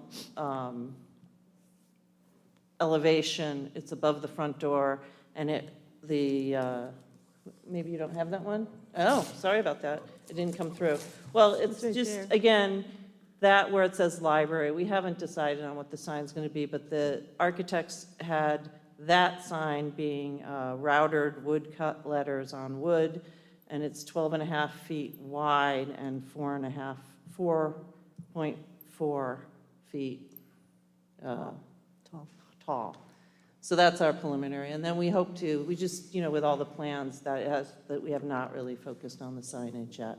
But those were the things that the planning board wanted more fully explained to the council, and we did send that on to them as well. Okay, thank you, Lori. Thanks, Is that the Lori. max, is that the max size of a sign you could place there? I don't know, and I actually said to the planning board, because of the facade is so huge and we're not on a street, that we might go back and ask for a waiver for a bigger sign. But, with everything going on, I said 6 months, give us 6 months to work on the sign. So that's just a placeholder, really. Okay, thank you. Thanks, Lori. Thanks, Lori. Okay, and let me just, we kind of jumped around a little bit, but let me just kind of pinpoint what the recommendation from the planning board was, so the public's aware of that. Upon conclusion of discussion, the planning board voted to recommend approval for the rehabilitation of the former grocery store into a new library facility, including the area shown on the second floor, stipulating support for the interior layout and design as proposed. What they do say is that the building facade, signage, and landscaping details should be presented to the council before action, which is what we're seeing now. So that's the recommendation, and those are kind of the stipulations. So that's, just to be clear to everyone, that's what we're kind of looking at before we vote tonight. So any other thoughts or questions from the council? Deb? No. Good. Yep, Mike? Council President, just a point of process, I guess. Because the planning board didn't get to see it, and they did ask, if you see in the bottom of the page, they did ask to have that returned to them. But that's purely your prerogative as a group. If you don't want to, if you feel comfortable with everything you've seen tonight, I would only ask that you make some specific finding that you're satisfied with the building design, the architecture, the new entry vestibule as shown, as well as the signage plan in concept as shown by Ms. Kelly, and the landscaping plan for what it is. If you'd make a finding of that nature before you deliberate, I think that could tie up the loose ends. you're not required to send it back to the planning board, that would be your call. I think you need a bigger sign. James, what do you think about forming a motion Right, I including think that? a good way to do it would be a a separate motion to accept the findings of fact submitted by Mike and the planning board with the changes or the additions Lori Kelly mentioned tonight, and that you're accepting those changes or those plans as part of the plans for the site, and then vote to approve whether you want to refer it back to planning or not. That's your choice. If you vote to approve it with the plans as submitted by Ms. Kelly tonight, then I think you're doing what you have to do. So two Okay. motions, I think. Okay, got it. Well, why don't we go to the public? Or actually, yeah, why don't we go to the public? We'll come back and make the second motion. All right? Yep, Al? Please state your full name and address. Yes, Dr. Al Albert, 24 Eagles Nest Terrace. I know there was some discussion, and it's been circulating about monies. I know we will receive the OLS monies, which is fantastic, and I know there's a lot of donations, which is also fantastic. I guess my concerns are for these plans, they look wonderful, it looks beautiful, but in regards to, and I know even Laurie Kelly brought this out earlier, she said at one time, she says we may have to consider reverse engineering. And that's not such a bad idea, as long as that we, we maintain the budget based on what everyone voted for. In regards to OLS monies, I know we had like a bridge loan, which was given to them, so to speak, for the town to carry them over. And my concern would be just to make sure that these plans are within the budget for the monies that were originally appropriated, and that we're not going to be going over that amount. So that would be just my concern. Thank you. Thank you. Anyone else? Okay. All right. So why don't we go ahead and do this as two motions as suggested. So first we have a motion to accept the findings and recommendation of the planning board and staff, as well as accept the submitted documents from Lori Kelly and the library board as presented. Is there a motion? I'll make the motion. Second. All in discussion? Anyone from the public? All in favor? Aye. Aye. Motion approved 5-0. Next, do we have a motion to approve the site use and design plans as submitted with the additions presented tonight? I'll make the motion. Second. No. All in favor? Aye. Aye. Motion approved 5-0. That was well done. Thanks. Jamie hasn't half the family fortune here. All right. Next, we have a motion to approve funds to match the Inez Sprague Fund donation to the Narragansett Housing Authority, NHA, not to exceed $10,000 to be used solely for heating assistance to Narragansett residents for the 2022-2023 winter season, and authorize the town manager to issue payments for NHA-approved requests for heating assistance. I'll move the motion. Second. All right, so this comes from myself and Councilor Murray. Patrick? Yeah, this is something I think is needed. In the wisdom of the General Assembly, they took $7 million out of the heating assistance program, and they're going to buy electric heat pumps for the future transition to renewable energy. So, but people are going to have real problems this winter because of the high cost of heating oil, electricity. That's going up also. So I think a little money set aside to match that Sprague fund is a good idea. So that's where this was derived. Appreciate your support. Thanks, Patrick. Thank you for it being, this was your original idea, so I appreciate that. Also want to thank the town manager, Jim Tierney, and Janet for working with the Housing Authority to kind of iron out the details on this. My understanding is that there are a few requests yearly for heating assistance that goes through the NHA. However, that is likely to go up this year, as you stated, due to the cost. And I also think it's important, if this is approved tonight, that we make the extra effort to publicize this availability. Because I think part of the reason why there's only a few requests is because a lot of people don't know about it. So. Also, and in the event somebody does need assistance, they're only, they're limited to 100 gallons. So if it's $5 a gallon, it's, $500. So, and it's managed by the housing authority through the Sprague Fund.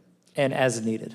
As needed. Right. Correct. Yep. So this would approve 10,000 as needed. Oh, and the last detail here is that in terms of the funding for this, this would be, at least the proposal is that it comes from the Town Council Professional Services account.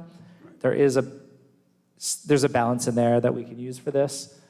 And I think it makes sense rather than taking it from some other contingency fund or some other, there really are no other options really. So let's just use our Town Council account for this. So, any questions or discussion? I have one question. Does this mean that we have 10,000 from the Inez Sprague Fund, and 10,000 from the town? Yes, It's it's a 20,000? total of Okay, 20,000 in That's the great. account, Sprague Okay, account. perfect. Susan Thank or you. Eva? Good. Eva? Good. Okay. Thank you. Stanley?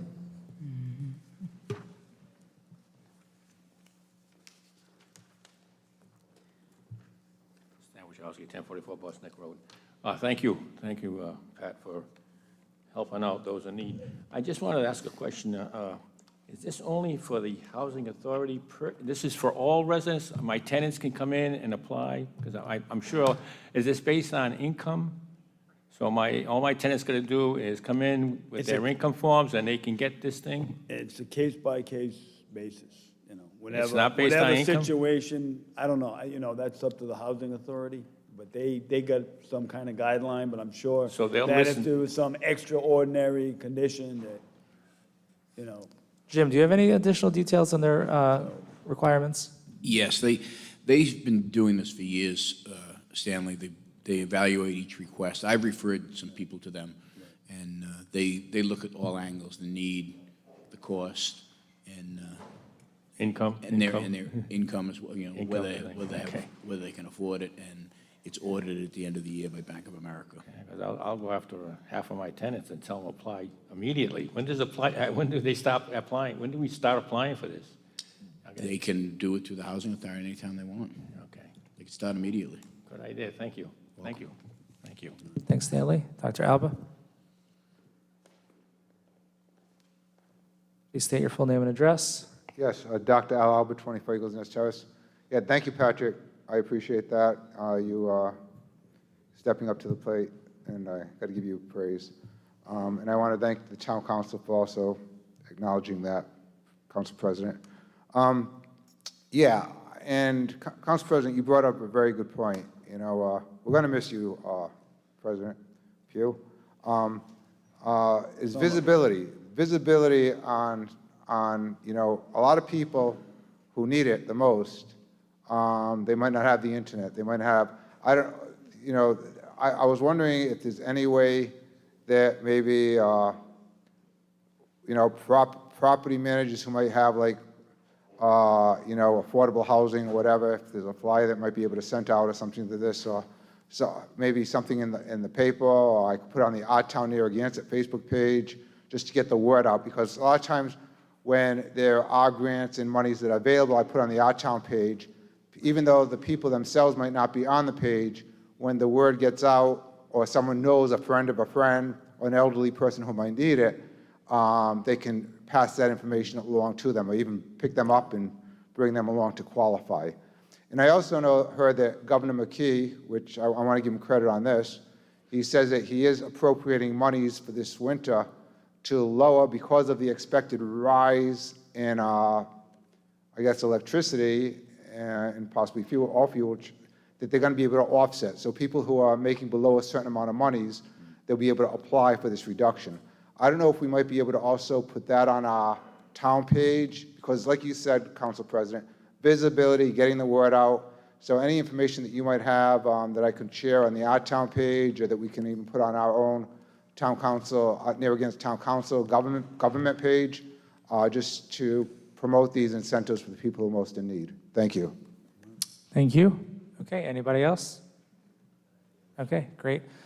All right, if there's no other discussion, we'll take the vote. All in favor? Aye. Aye. All opposed?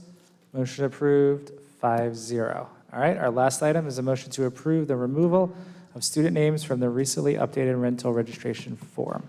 Is there a motion? I'll move the motion. Is there a second? Second. All right, this comes from Counselor Murray.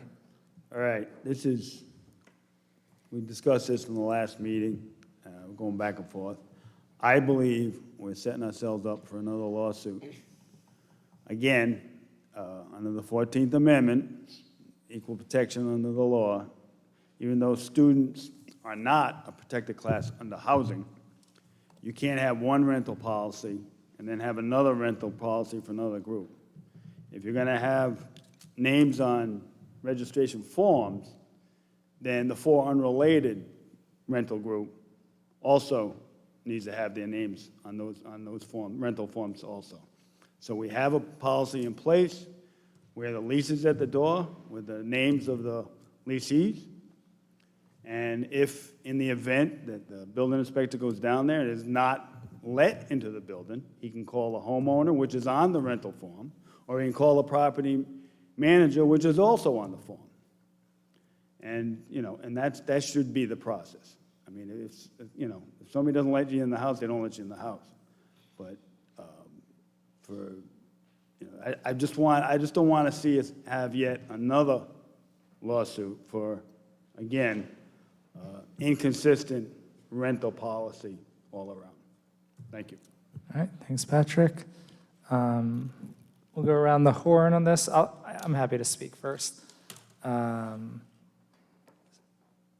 I think that we could make an amendment to or not amendment, a change to the rental form, and I think that would be to require all leasees their names to be submitted by the landlord, because we do, like you said, we have a 4 unrelated. Why would we not have the same requirement for year-round renters? So that's treated fairly. I actually assumed that was what we were doing initially. I didn't know it was student-specific. So if you are registering your rental, whether it's academic or year-round, include the names of the leasees. Yeah, That's but again, right? Does that treat everyone the same? Well, again, I mean, so where does the less than 30 days kick in?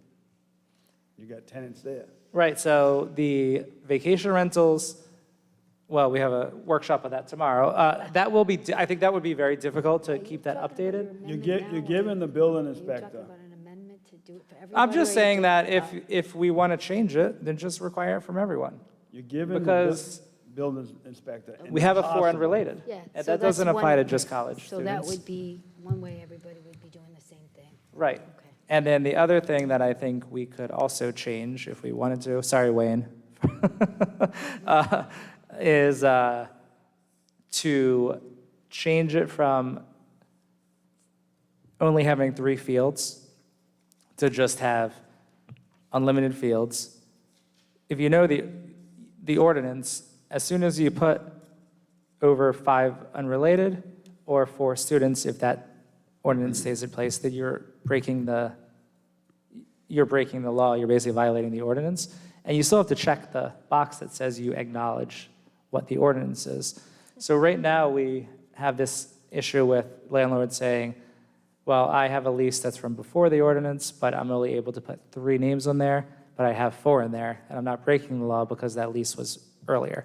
So why don't we just have the ability to just have as many fields as you need, and as soon as you do that 4th, then you take responsibility if you are violating the ordinance. I just don't think that we need to limit it to 3. I think that solves an issue. So those are the 2 things that I recommend, if we're going to change. Yeah, so those are great ideas, but are we speaking to your amendments or? I don't know, it's just a discussion. We So- can decide if we want to take any action or not. Okay, so I'm fine with the way it is. I'd be open to those amendments, but I'm fine with keeping the students' names on it. As we discussed last time, I thought you did a great job articulating why, and I support it, but I could support the amendments as well. Well, I just want to mention, you're also giving our new building inspector with limited staff an impossible job. And I just think this is another pathway to yet another lawsuit.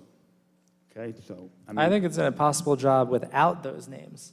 It's Because posted by the entryway of the subject property. His amendments will keep us out of trouble if everybody has to do it. And we have Can the we, fields can to we ask provide. Wayne to? Yeah. the just his technical, yeah, opinion? yeah. Wayne, do you mind coming up? Thank you.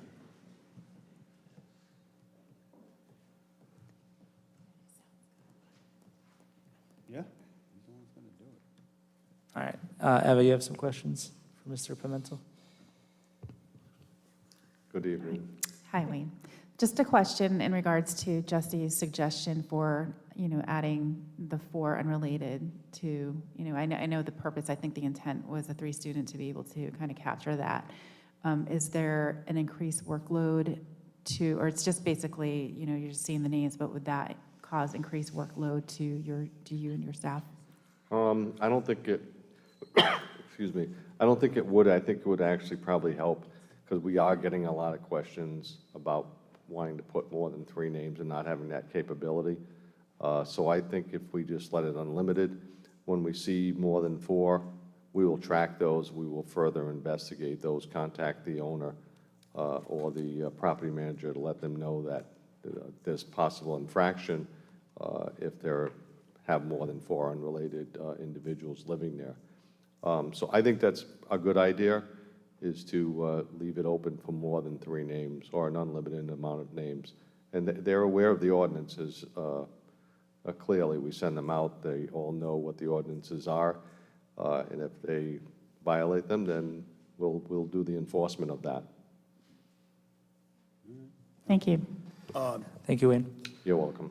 Hang on, don't go, hang on one second. James, with 30-day or less leases, like weekly leases, or somebody rents for a month, and we don't have them on a rental form, is that going to get us in trouble with the 14, equal protection?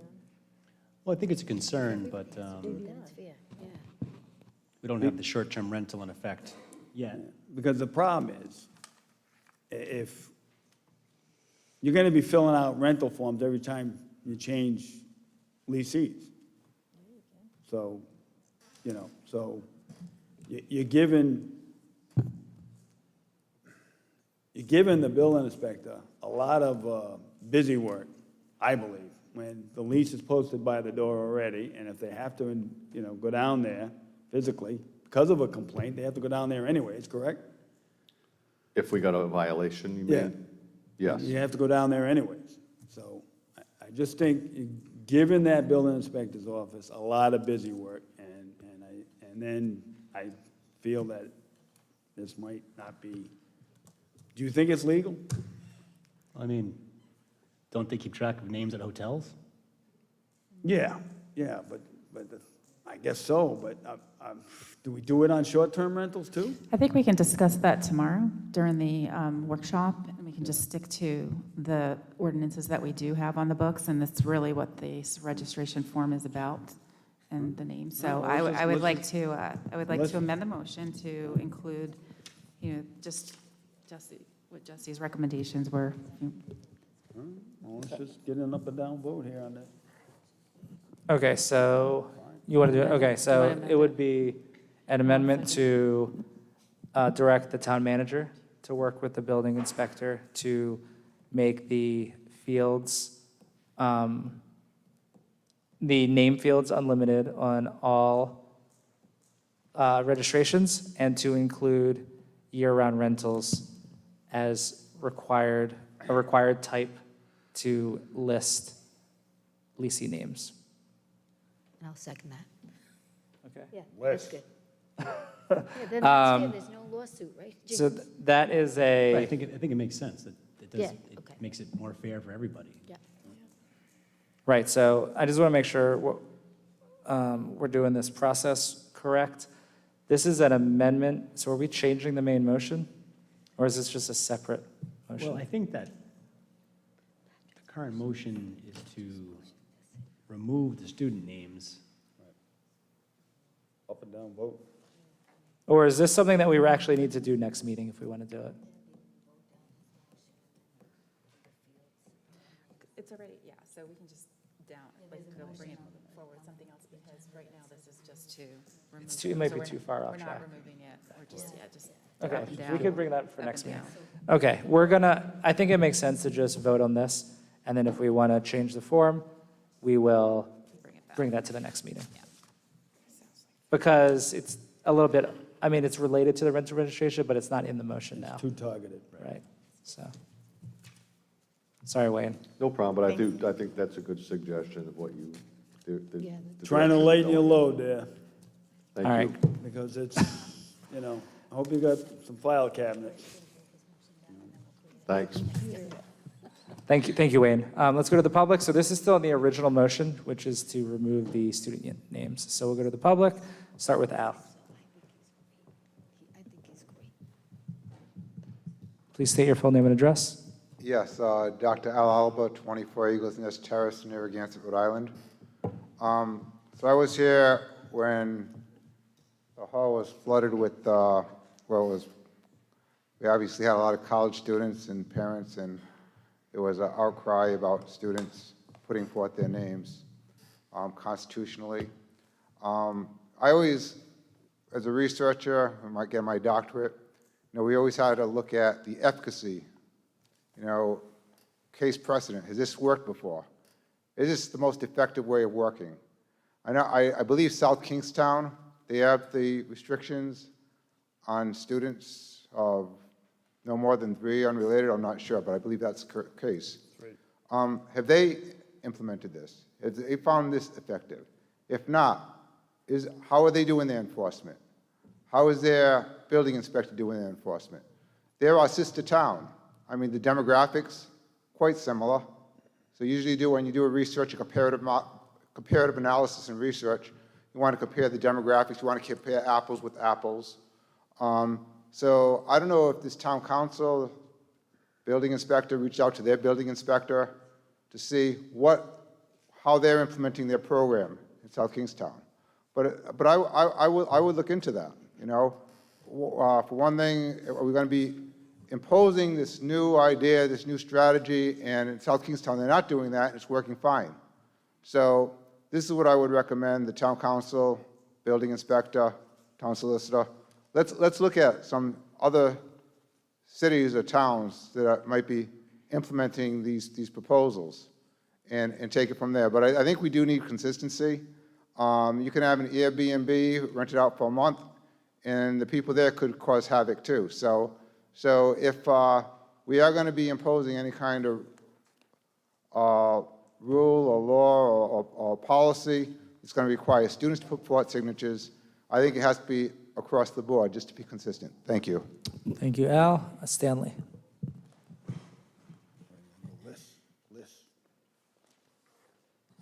Please state your full name and address. Sam Wachowski, 1044 Boston Neck Road.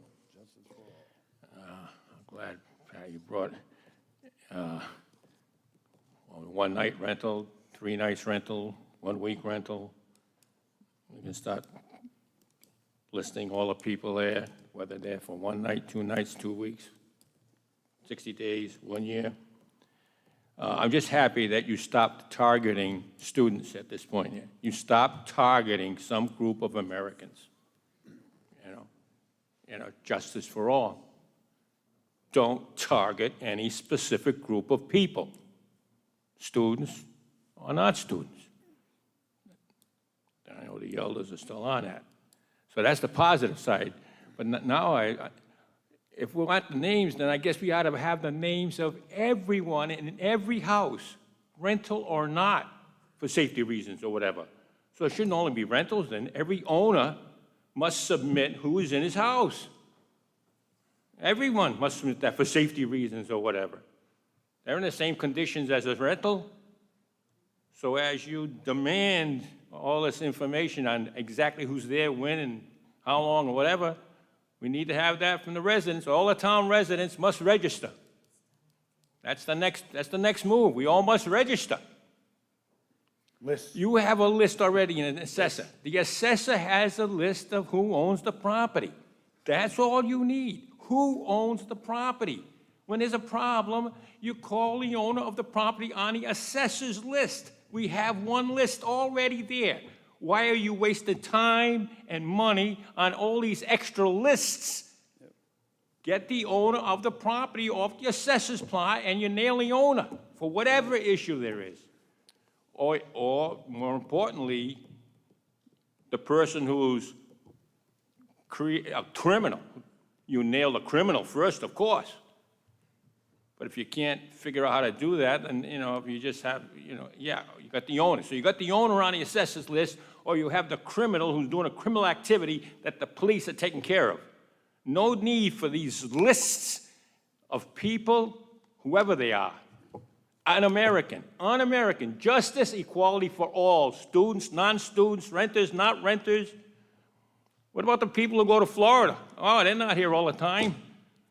I want to make sure I know who's in that house when they're in Florida or not. Somebody must be taking care of that house while they're gone. I want all that listed next. This is crazy. Stay with the assessor list, the basic list. You only need that one. Cost. Saves us money and goes along with what you say here, equality and justice. You said that before you started this meeting. You must follow those rules. Thank you. Thank you. All right, anybody else? Yep.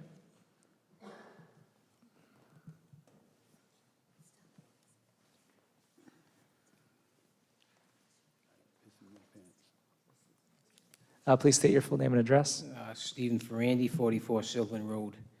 Thank you, council members. Let me say, first of all, let's get back to a little simplicity. This is nothing more than a town enacting an administrative function to try to enforce one of its ordinances. If we send the police out with a radar gun to check speeders, okay, fine.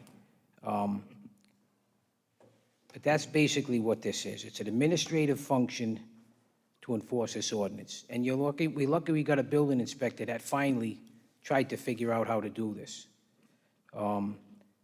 It has a drop-down box. If you check college student, it will only allow you to put 3 names there. That's very simple. That's the way it should be. I think you're going to open up a can of worms if you go any further than that. Possibly maybe with the 4 unrelated, I don't know how that works, but I think we're overthinking this thing. And the reason why this is coming up now is because we're finally starting to enforce this ordinance. And from what I'm hearing from conversations with the building inspector and the zoning officer, he's been asking about if they're students or not, they won't let them in the door. Now, we're not going to barge in with the police, everybody knows that. So please, let the town put some administrative function to at least start to get a handle on this. Thank you. All right, thank you. Okay, anyone else? Yep.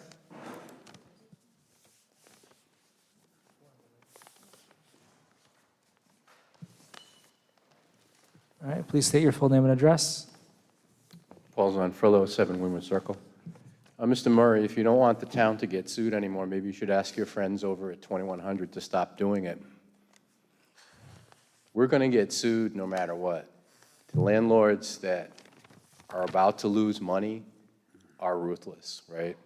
So you're just trying to water down the administrative function that we have right now and make it easier. So happy you won't be around to do that anymore later. And before you thank me for my support, I do not support any of that. Thank you. How about a check? All right, anyone else? All right, Mary, come on up. Special occasion. Mary Wojciechowski, 1044 Boston Neck Road. Are you trying to say that maybe the landlords are ruthless? I don't understand that. We're not really ruthless, though.